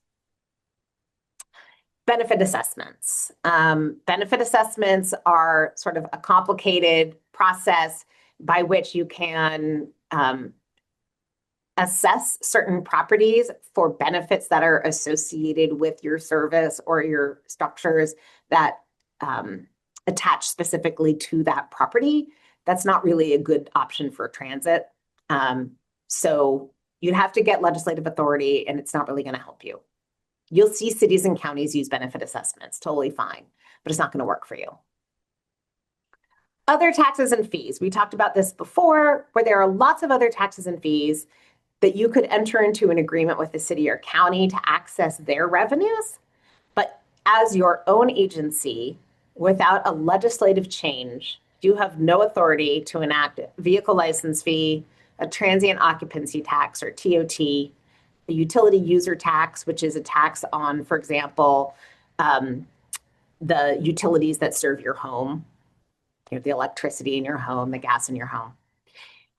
Documentary transfer or property transfer taxes. Some cities have those when a property or some sort of ownership right transfers from one person to the next. You can put a tax on that to pay for some of the cost of those transfers. That's not available to you. You can't do a business license tax. You can't do an admissions tax, for example, admissions to a golf course or the boardwalk or something like that. That's not something you can do. You don't have the authority to implement a payroll tax, impact fees, or marijuana taxes.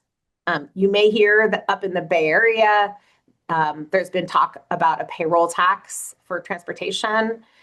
That would require the city and county of San Francisco, for example, or other counties to implement a tax because transit can't do it for themselves. So these are all the taxes you can't do, which unfortunately brings us back to literally your one and only option.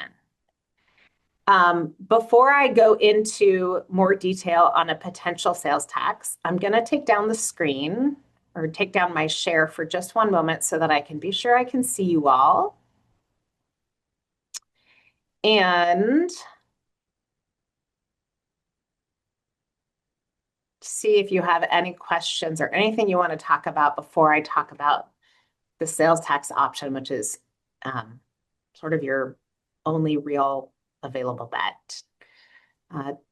Director, do we have any questions? Yeah, we have any questions from here? Yeah, thank you. And thank you, Shayna, for running us through those options. I mean, as you said, well, I mean, you do a good job of the sales tax really our only viable option at this point. And I think that's important for all of us directors to understand, because if that moves forward in one shape or another, we're all going to have to explain why and how the agency kind of came to that conclusion, why we didn't consider all these other options. I do have some questions about some of the other options, just given that, long-term projections show that the agency has to consider some kind of other options, even if a sales tax does pass. And so I just kind of want to understand what the future looks like, and even if that is, a decade or more out. One thing you started talking about was just was bonding, and I think in the notes it said that bonding required an additional vote by the public. I mean, we haven't seen that, I think, with other agencies like the RTC. I mean, could this agency? I mean, this agency already has a half-cent sales tax. Could we bond against that? without having, like, just by a 2/3 vote of the board? So when you issue bonds, you need to have, so your enabling statute is what sets the bonding rules. So every type of agency, and in transit districts, every single transit agency has different rules for what's required before they bond. So what you have to do is you have to look at a prior voter approved item to see what the voters approved. So for example, in a new sales tax, we always include bonding authority then when you adopt a new sales tax, so that forevermore taxing authority and bonding authority come together at the ballot box. So what we'd have to do is look back at the source of revenues that you were going to use to secure your bonds to see if the voters had previously authorized bonding against that source of revenue. So we would have to look at what the source of revenue is and whether we, I think we haven't done that analysis on the, whatever it was, 70, 79 sales tax. I haven't done that analysis of your old one. I do think you have some bonds already. So those, I believe, were probably authorized through the formal and appropriate process, but you may already have bonded so much that there's not enough revenue to bond against a second time. Okay. So we'd have to look at your overall bonding capacity with bond counsel. Yeah. You talked a little bit about a Mello-Roos district and sort of similar approaches to sort of defining an area, like a community facilities district or something. And in some ways, doing something like this make a lot of sense given that we're seeing concentrated development. Maybe that's even sort of in many ways being required by the state with our new housing elements. And ultimately those developments will by nature being more dense will be more transit dependent. But do I understand correctly that there's just no way that those like Mello-Roos or community facility district can actually pay for enhanced service? I mean, even if that service is new? So there are certain things that you can work with developers to fund. So if they wanted to do, a shuttle that was within them, like a first last mile sort of service, that's where we would normally see an investment because the monies generated for that CFD are intended to be spent in that jurisdiction. So for example, you could always voluntarily ask for contributions from new development. But in terms of providing something that's then going to be generating a benefit for that area, typically it's something that stays in that area. So, maybe there's going to be, I'll give you an example. In Northern California, which, that's not a great way to put it. In Contra Costa County, there are these buses that go back and forth between BART and a particular development where there were a lot of office buildings put in, and now there's going to be a bunch of housing put in. And those are primarily supported by the developer of that area on an ongoing basis, but I believe that's voluntary.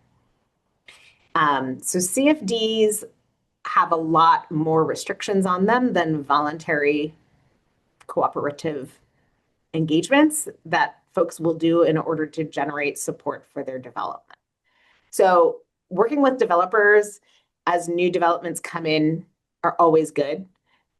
Oftentimes, if they're doing a CFD already, the best way to participate is to join that CFD and to take part in something that others are already doing together, because they're not going to want to put multiple CFDs on the same property. So I don't know of any transit operators that do their own CFDs, but I do know some that have joined. Okay. And do you know of any, so a Mello-Roos district could pay for capital expenditures. I mean, whether that was new express stations for buses, or heck, even we have documents that show Metro considering a gondola up to the university, right? I mean, it could pay for capital expenses like that. Yes. Okay. And do you know of any transit agencies that have done Mello-Roos districts? Or is that something that's done through the county with the beneficiary being? Yes, it's usually done through whoever has the land use jurisdiction power usually runs the show. Okay.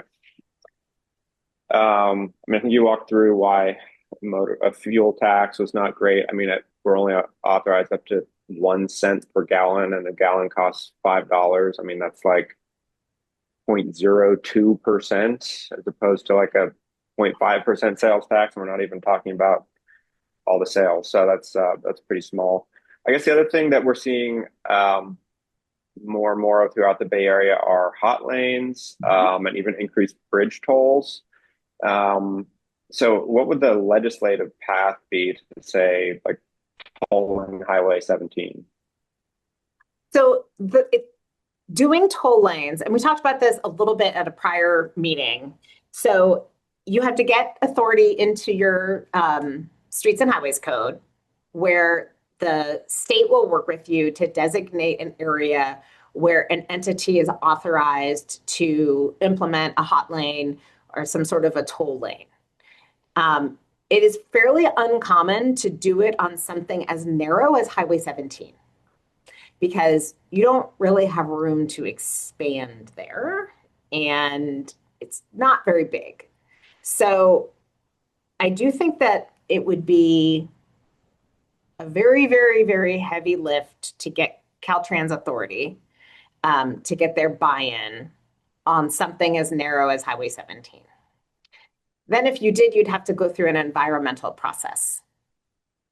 You do need to CEQA clear toll lanes.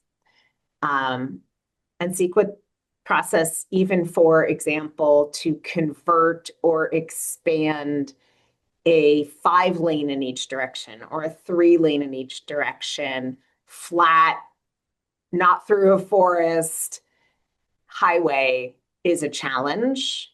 It's kind of, at this point, I would say slightly unimaginable for me to see that you would be able to get an environmental document through within the next 15 years. Then you would probably have to bond. You would have to issue bonds to pay for the construction, which is very expensive. And you have to lay all sorts of electrical because you have all of and then you have to do the stanchions and the readers. Then you have to enter into an agreement with an entity to build it. Then you need somebody to operate it. I don't know of any pure transit providers that have toll lanes. Those are typically done by transportation authorities or regional bodies. So perhaps RTC would be an appropriate body to look at it. It's not within your enabling statute. So when you amended the Streets and Highways Code, you'd also need to amend your own statute because it goes beyond the powers of this district. So it's sort of, I would say, red plus. Gotcha. So, I mean, that's good to know. I get this question actually pretty frequently. So those are all helpful explanations. And it sounds like if we were ever going to pursue that, I mean, we in the broadest sense, probably something that RTC would pursue tolling authority within all of Santa Cruz County. Yeah. Okay. That would make more sense. Gotcha. All right, those are all my questions on these alternative sources. Thanks. Do we have any other comments from our board? Or any of our directors online have a comment? We'll take it out to public comment. Do we have any public comments on this item?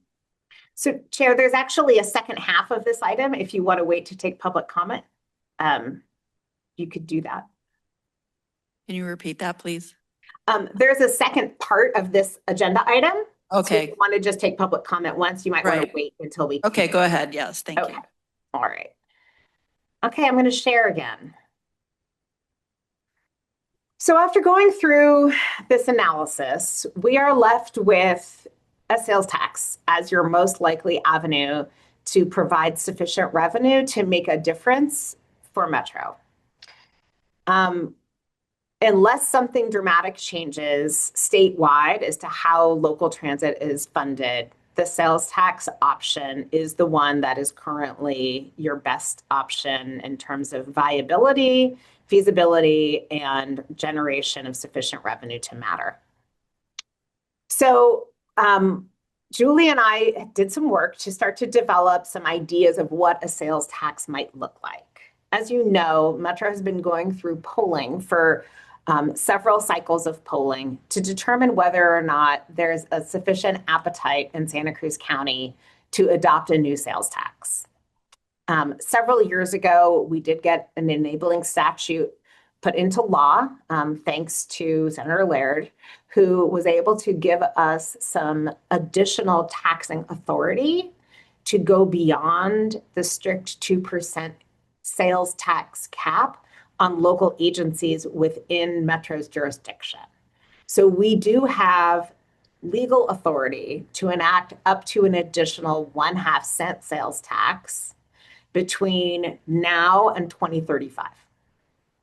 So if we were to put together a sales tax, what would it look like? Right now, we are not recommending that Metro's board put a tax on the ballot because based on the most recent feasibility polling, it is unlikely to pass at the 2/3 threshold needed. However, it's very wise to be prepared and to use the polling that you have done so far to generate what a ballot measure could look like for future polling or for someone else to use if they wanted to put a measure on the ballot through a petition. Because if a petition initiative is put on the ballot, it can be approved with a 50% plus one threshold rather than a 2/3. So utilizing all of the information we have about Metro's needs, Metro's service goals, and what we could glean from prior polling, we've put together a slightly refined ballot question for what a sales tax might look like. And this would now become sort of your new standard for future endeavors to determine the value of this tax to the voters in Santa Cruz County. So if we were to move forward with a ballot question as sort of our new baseline, this is it right here. I'm going to tell you that the elections code, the California elections code, has a very unfriendly structure to ballot questions. So this does not read the way you would necessarily want to put something on the ballot if you wanted people to understand it. That's unfortunate, but we don't have a choice in how we structure some of these ballot questions. So I apologize for the clunkiness of the structure. It's not ours to revise. So this is what a ballot question would look like based on what we've heard, both from polling, from staff, and also from an ad hoc committee of the board consisting of directors Downing.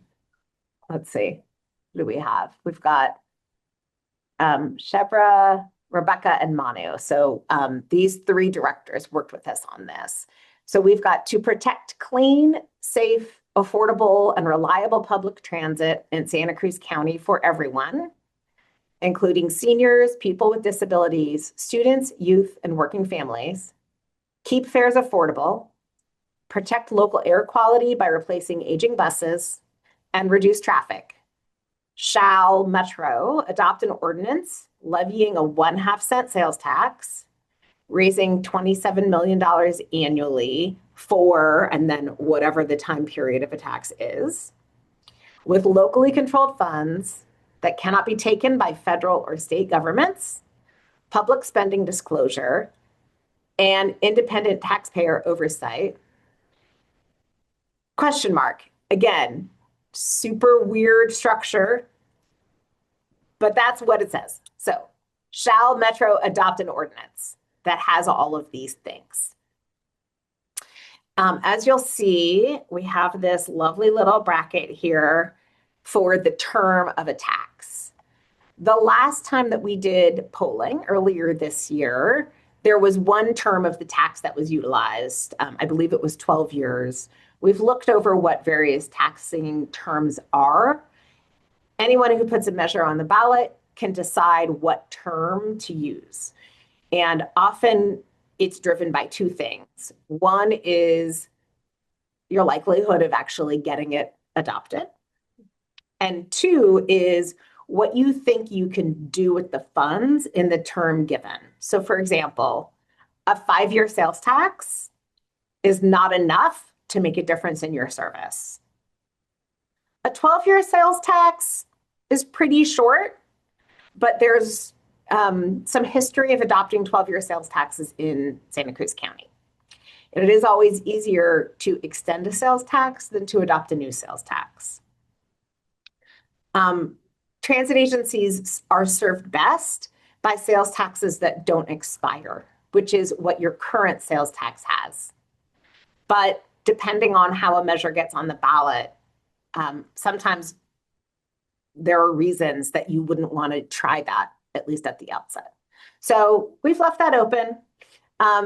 Your ballot question is subject to a word limit of 75 words. Certain words are counted as one. So for example, Santa Cruz County, it's 3 words, but it's only counted as 1. Santa Cruz County Metropolitan Transit District is 5 words, but it's only counted as 1. So, you work with a lawyer and you do the word count, and this is what we come up with. Ooh, I haven't moved enough. There we go. So this is the ballot question that we have right now. What we've done next is we've talked about what a sales tax would be used for. You always, in a tax measure, because a special district can only adopt a special tax, you have to identify in your ballot measure what the special purpose of your tax is. So we've put in here what a special purpose of a tax would be. A lot of it's kind of just your generic rules about working with the state to put a tax into place. This is right here, sort of the biggie. This is what your tax would be used for. Improvement, construction, maintenance, and operation of certain public transit projects, services, and facilities. Very, very broad. It's basically to operate Metro, to develop Metro, to ensure Metro service and facilities are in working condition. We did, based on good practices, smart practices in terms of involving your citizenry, we have included an independent taxpayers oversight committee to oversee the expenditure of revenues. And here's what we talked about. We would authorize, I always include this in sales taxes, the issuance of bonds secured against the tax proceeds so that you don't have to go back to the public in order to issue bonds. So I've worked on quite a few tax measures that have independent taxpayer oversight committees. They can be structured a lot of different ways. Based on feedback from the ad hoc committee, we came up with what would be a 7-member group, generally consisting of representatives from stakeholders that will care how tax monies are spent and will want to look back to ensure that the funds were spent appropriately. We're not drafting a full measure right now, but these are sort of the general groups that we would include: seniors and people with disabilities, youth transit riders and community college, UC Santa Cruz riders, environmental or sustainability organization representatives, bike riders, organized labor, and private sector employers. These are very typical types of groups. Sometimes you would break them up. Sometimes you would have bigger groups. Sometimes you would have smaller groups. Sometimes you worry about geographic representation. Sometimes you don't. Santa Cruz County is not that big in terms of, for example, having a bay side and then a mountain and then a coast side, so that both sides need representation. So we opted not at this point to include geographic representation, but these are all just sort of points in the ground for right now. We then came up with what we call funding objectives.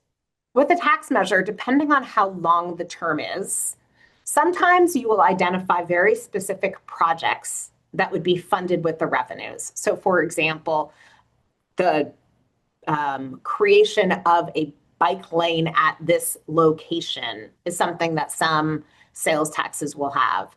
Others will have broad categories. So what we did is we came up with some funding objectives that would be used by the board in determining how to utilize tax revenues, and then a list of sample projects. So we included a little bit of both. So we have sample projects for specificity and funding objectives to provide guidelines to use over the course of the life of a tax, so that those guidelines generally will be flexible over time. So we talk at first about just the general fact that we have Metro Bus and Paracruz Paratransit. Those are right now the two services that Metro operates. That could change over time, which is why I've included the word generally. And then these are the priority funding objectives, but they're not in any ranked order. Some places, when they put a tax measure on, they will rank certain objectives over others. That's something you certainly could consider over time. But right now, what we did is we utilized what Metro's priorities are, what are in your various planning documents, to come up with what priorities are for Metro and how do they match up with the polling data. So we talk about maintaining and improving services, particularly to transit dependent and these other groups that are particularly more likely to need and want to access public transit.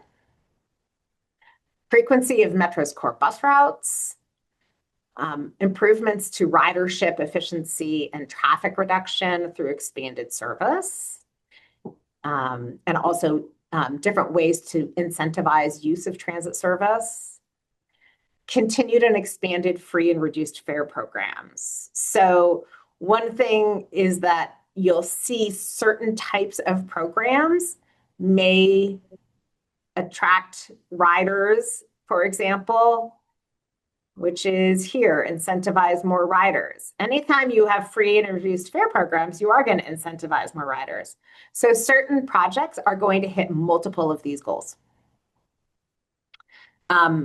Maintaining clean and accessible bus stops, etc. Technology-based solutions to improve overall rider experience. So this would be, for example, improved transit information, real-time information about your bus arrivals and departures. Implementing programs to better connect neighborhoods and communities with popular destinations. So this is important both for residents and for visitors who I presume you are hoping will ride the bus rather than clogging up downtown Santa Cruz. Improving transit connections both within the county and between the county and other areas of your region, getting people over the hill, getting people in and out of Monterey, so crossing those county lines. And maintaining fiscally responsible operations. So those are the different priorities that we heard, working with our ad hoc, working with staff, and looking at our polls. The other big sort of substantive piece is looking, as I said, at specific types of projects that would be eligible for funding. These would not be project guarantees. These are simply examples to put some sort of meat on the bones for people to understand why they would adopt a sales tax. To continue and expand your free and reduced fare programs, improve service. There's a lot of very specific changes that were included in the Reimagined Metro Plan. So funding the Reimagined Metro Plan continuation and expansion. Improving Paracruz hours. So paratransit expands and contracts with your fixed route transit. So if you're expanding your core service hours, you're also expanding your Paracruz hours. Offering new on-demand point-to-point Paracruz. That's something that's definitely gaining in popularity as technology changes make same-day and on-demand paratransit more feasible. New shared ride and technology-enabled models. All sorts of folks are looking at ways to improve access. Tap-to-pay technology, that is on the horizon in Santa Cruz, San Benito, Monterey counties. It's already happening in Santa Clara County. express buses. There's already plans afoot to expand your express bus network, and so you could use these taxes for that. Bus-only lanes on Highway 1 is something that folks have been talking about implementing for a while, but it needs funding. Just going to sort of point out that there are a bunch of others here. They are sort of organized in the fashion of sort of what's the most popular based on our polling. So a lot of these will look familiar to you. And the last piece that we put in here is something that I always include in a sales tax measure. There has to be some flexibility to amend what's in a sales tax measure, or you're stuck with the language forevermore.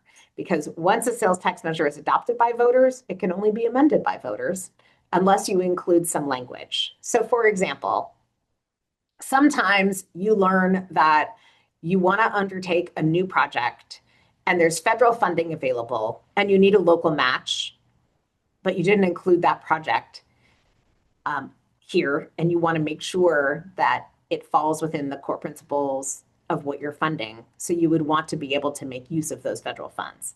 So that's what this is for, is to give you a little bit of flexibility in case you need to make revisions. I'm going to stop sharing.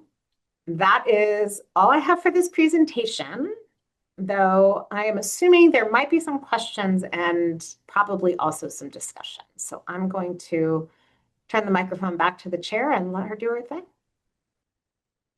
Thank you. Any questions from our directors? Do we have any online? Oh, go ahead.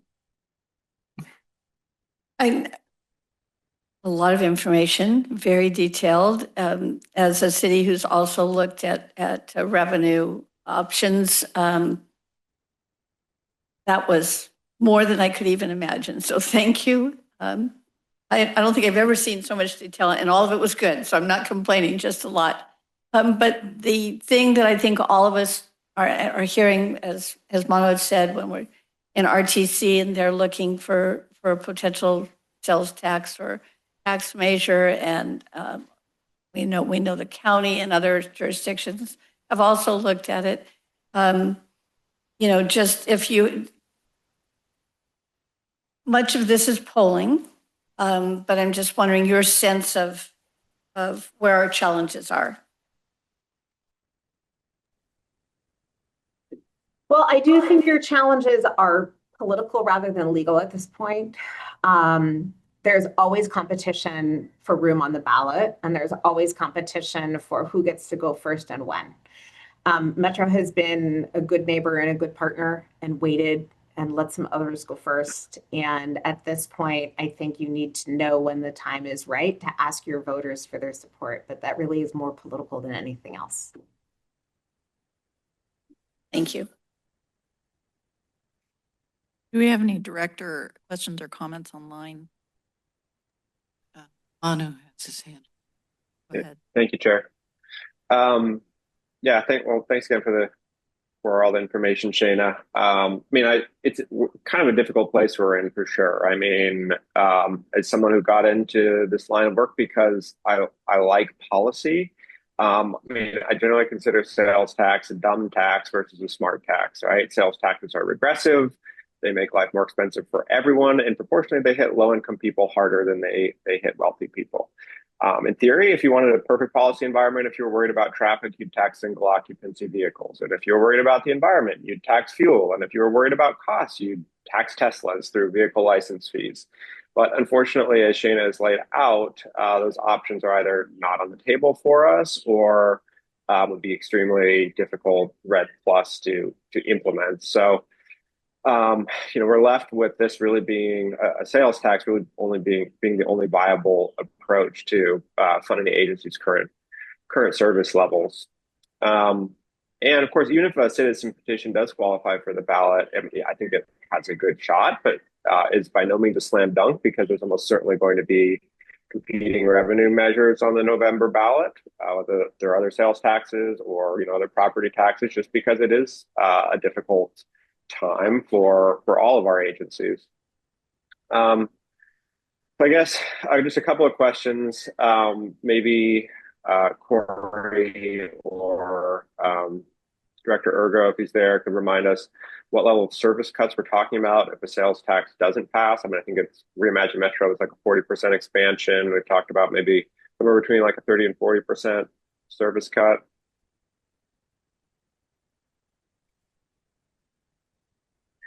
I'll let John answer that better than me. Yeah, that's right. Director Koenig, it's about a 30% service cut that we'd be looking at, rolling back the expansions we put in over the past few years through Reimagine Metro. Okay, thank you. And then, I mean, we know from polling, as was said, that a 2/3 measure is unlikely to be successful. And my understanding is that in order to qualify a citizens initiative, somewhere between 13,000 and 16,000 signatures, depending on error rate, are needed. And those need to be submitted to the clerk of elections by May 4th. So in other words, we should have a sense of whether a citizen measure has qualified for the ballot or is likely to qualify before we pass our budget for this year. So the question is, are we putting together alternative budgets for the coming fiscal year that assume no new revenues and corresponding cuts? We're just beginning the budgeting process, and yes, we're going to have to. We have that information and know where we're headed.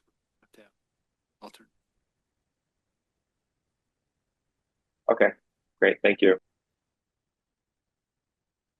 Do we have any other comments from our board online? No, we do not. Okay. Do we have any public comments on this item?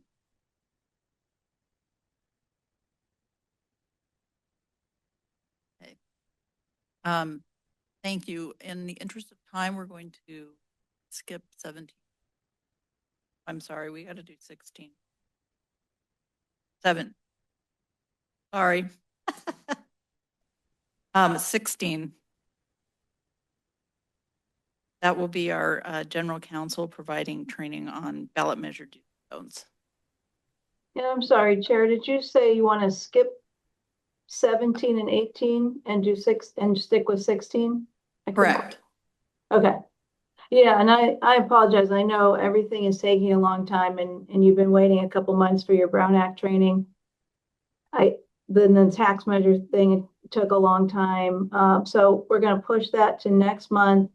I think we have a smaller agenda next month.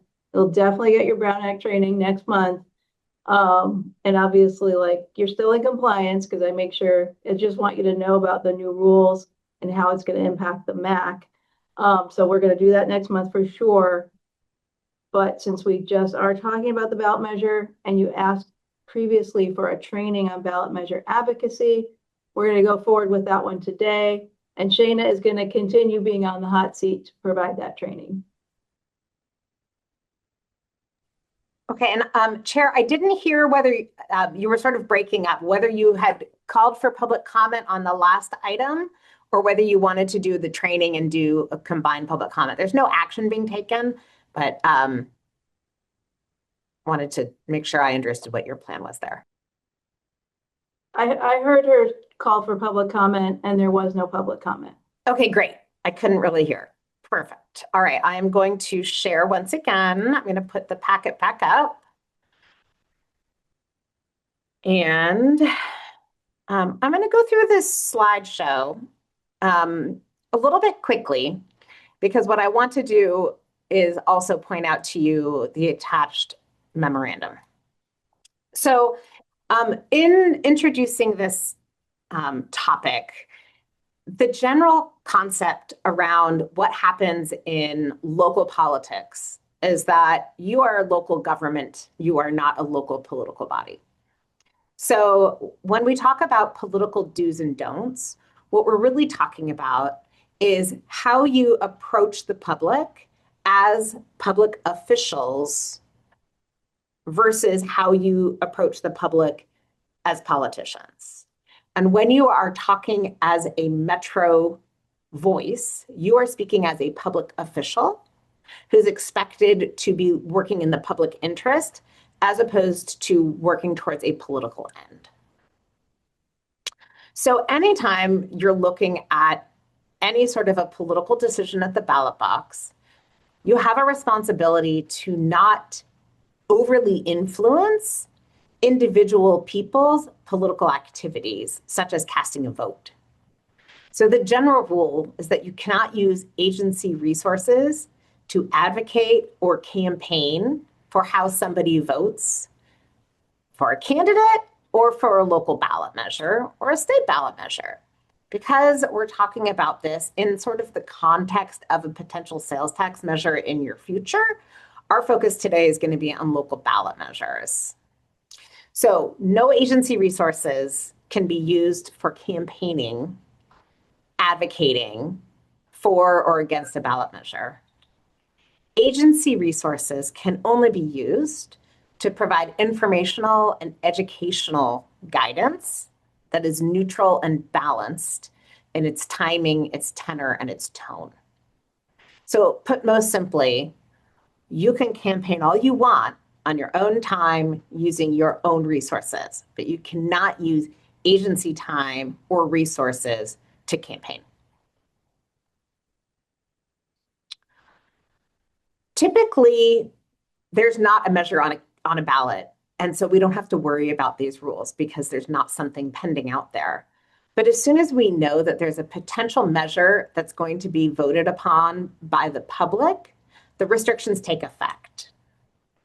Over the past several years, we have started to see for the first time local ballot measures be put on for elections in the context of a special district, so that there can be a local ballot measure put on through a citizens initiative.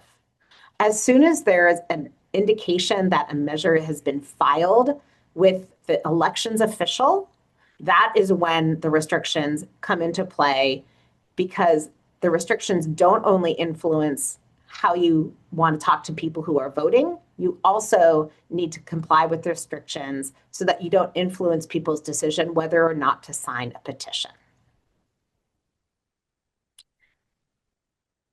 So at this point, there's no restrictions on you. There's no measure that's been filed. I'm not aware that there's been an intention to file. As soon as something is filed that we know about, we'll let you know that the restrictions are taking effect. Once those restrictions take effect, again, there's no use of public funds or resources to campaign. You cannot use public funds to gather signatures for a citizen's petition. You cannot use resources to tell people how to vote. And that includes time, means of communication, agency cell phones, agency email addresses. And that is both the case for directors and for staff. You also could not use agency resources to purchase traditional campaign materials like lawn signs or bumper stickers or billboards. And these rules change over the years, but all that changes is we have longer lists of things that you cannot do. So you cannot use funds to solicit donations for campaigns any more than you can use funds to influence campaign behavior or voting behavior itself. The risks of violating these rules include investigations and fines by the Fair Political Practices Commission. BART had a pretty hefty fine. LA Metro has had a pretty hefty fine. Sometimes these fines are very, very significant. There's always bad press associated with the investigations and the findings, and those can also potentially influence public opinion about a measure. And there could be civil and criminal penalties for people who essentially steal. It's basically theft of public resources to use it for campaigning. There are some things that Metro can do and some things that both staff and the board can do when wearing a Metro hat. And that is to conduct public outreach, to do tabling, to have focus groups, to do polls, to adopt a plan for how revenues would be used. So for example, we need to have two budgets, one that assumes no revenue and one that assumes revenue. So those two budgets will provide a baseline understanding of what the impact of a sales tax is and what the impact of no sales tax is. It's also fine to educate and inform people about, for example, what's at risk. Manu asked a great question. What happens if we don't get taxes? If we don't get new taxes, this is what will happen to Metro service. That is information that you can share. It's informational, it's educational, and it's not intended to influence people's votes one way or another. You also can use your regular means of communication. If you regularly have information that you send out to your riders via an email, I know you've got your headways, you can use those regular sources of communication. But once you're in a political environment where there's either a petition or a ballot measure, you don't want to start doing new things. New flashy, colorful ads and newsletters will be interpreted as campaigning. You can also, as an agency, take a measure of your own, take a position of your own to support or oppose a measure. So you will see if a measure moves forward at some point, you may very well want to adopt a resolution either in support or opposition to a measure. That does not give you license to advocate, but that resolution itself is a statement of the Metro Board. When you develop such a resolution, you would do it in a public setting like this. All sides could present. You would want to use simple and measured language. It would be representing Metro Board's position and could thereafter be shared. When you're not wearing your Metro hat and you're out in the community doing your own thing on your own time, nights, weekends, PTO for staff, any of your own time for directors, you can campaign, you can advocate, you can walk around with petitions, you can hand out flyers, you can go door to door just as you would with any other campaign. When you're doing it on your own time, it is okay to identify yourself in connection with Metro, whether you're a board member or a staff member, as long as you make very clear that you are speaking on your own behalf and that you're only identifying your connection with Metro for people to understand your connection. You can put bumper stickers and signs up at your own house and on your own car, but you cannot put them up at Metro facilities and you cannot put stickers on the Metro bus. Those are the big pictures. You've got about 5 pages of details, very specific guidance that I've been told is much more helpful. So I'm not going to walk through it, but I'm going to recommend that if we get into a position where there is something pending out there, that we're going to print these out, we're going to hand these to you so that you have them in hard copy, keep them close by, refer to them anytime you've got a question, and reach out to Julie or me. My information is on the slides to ask us for help. It's okay to ask us questions about these sorts of things. We would much rather have you ask before than ask for forgiveness later. And we would do the same thing for all the Metro staff as well. Yes. So that's the end of the training. I'm happy to take any questions. Otherwise, we can just leave it at that. And at some point in the future, as you're thinking about questions, you can reach out to us on an individual basis. Do we have any questions from our directors? Just a comment. One of the things that our union has mentioned, or representatives from the union, is that this is something that they can help and would be able to help campaign, raise funds, and support a tax measure in that way. And your thoughts on that? That is true.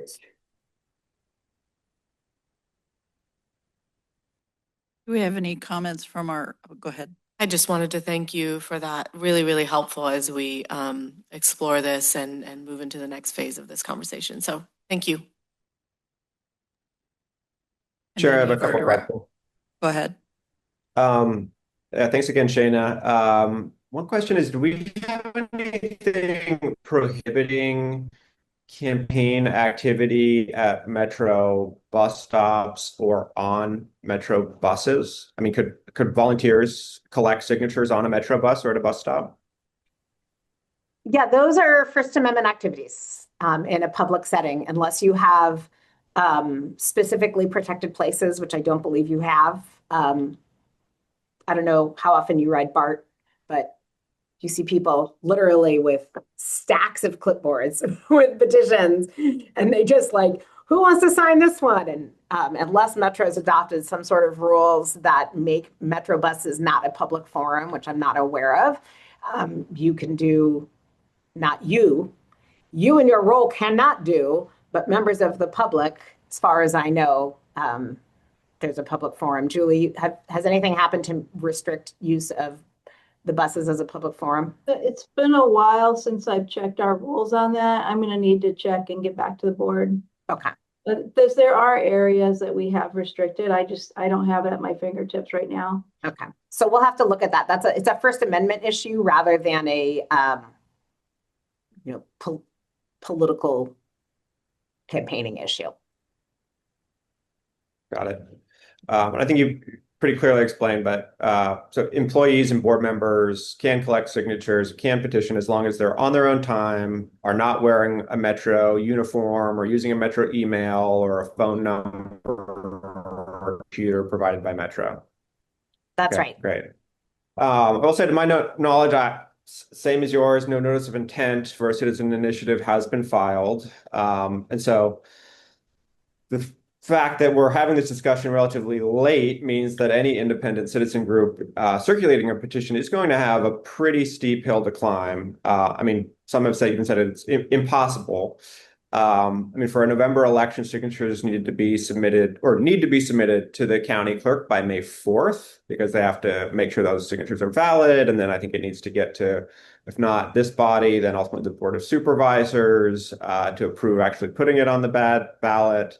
And then that body usually has 30 days to request a report if desired. And so all that has to happen before the beginning of August. So a full 6 months of circulation for a petition the notice of intent would have had to been filed October 10th. So October, November, December, January 10th. So we now are looking at that. January 10th would have provided 3 months to circulate.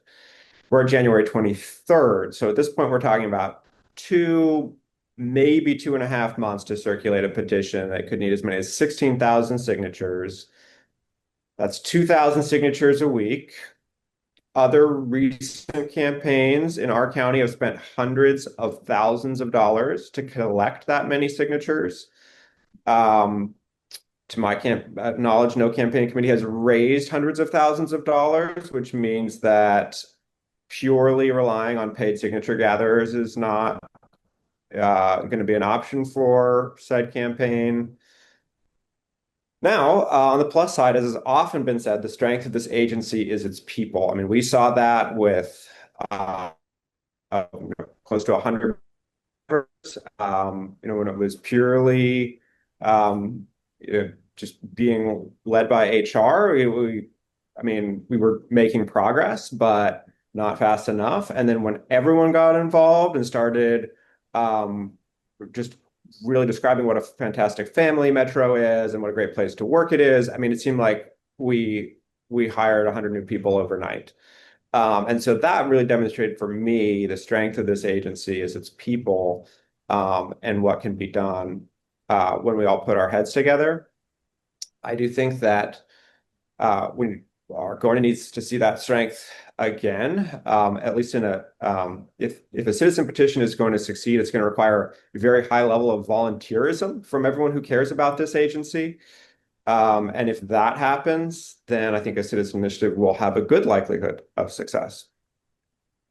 So I do want to remind you, for all of you, you will not be able to direct staff, solicit staff, do anything using your position. It would not be wise to reach out to staff directly as directors. If there is some sort of an independent effort that happens, they can find volunteers wherever they can find volunteers. I will say it's very common for represented employees to organize themselves, and they are welcome to do that, but they should not be doing so at your request. Yep. That was not a request, it was just information. Good information.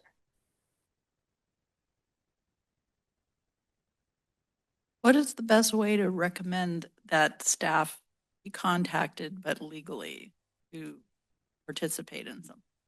I'm sorry, what's the best way to recommend that staff do So what? if it's an initiative and you want to have staff participate and yet you do not want to violate any rules, encouraging them to do so.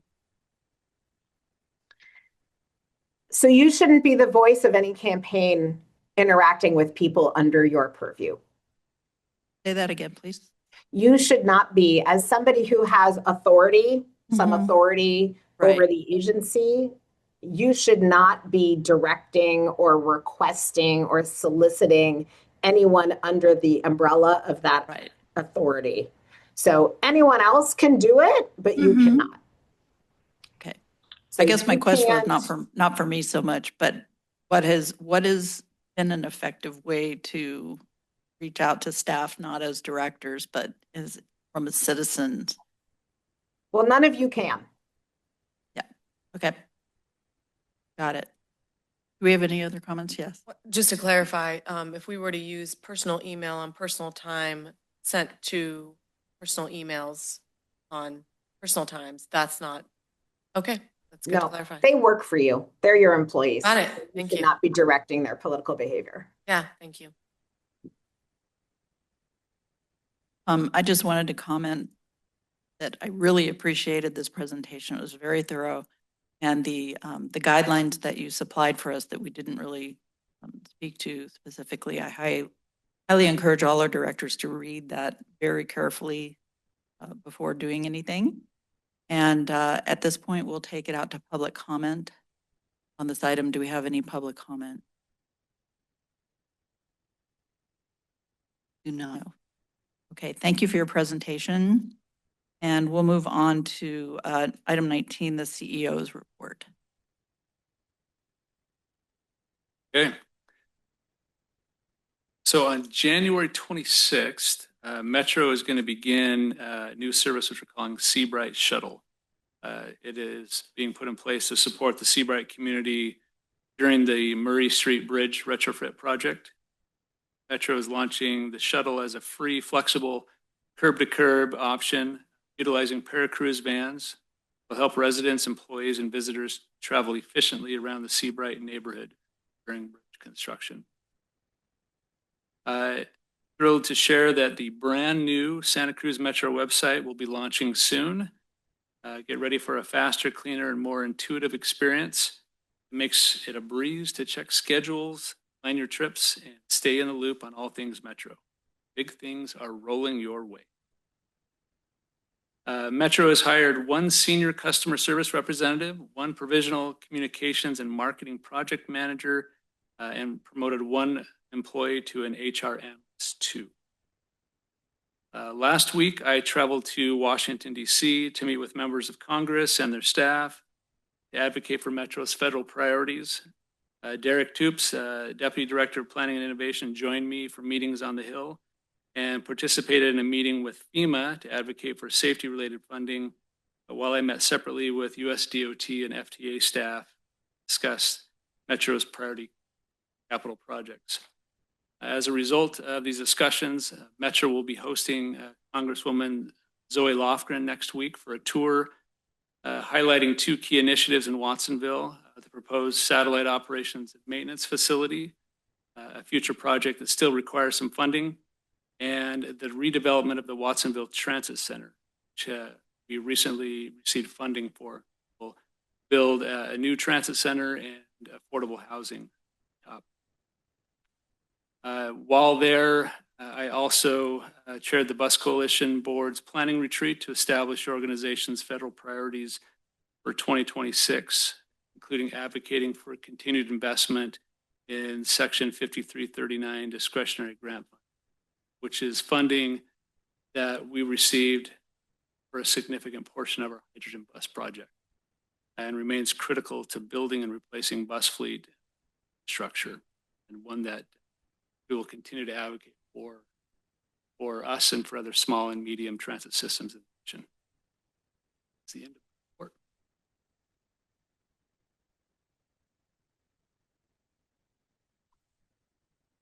Yes, it will be, begins January 26th, and it will, I don't have the exact streets that we're going to, well, there'll be a press release going out today that will give the specifics of where it will be picked up and where.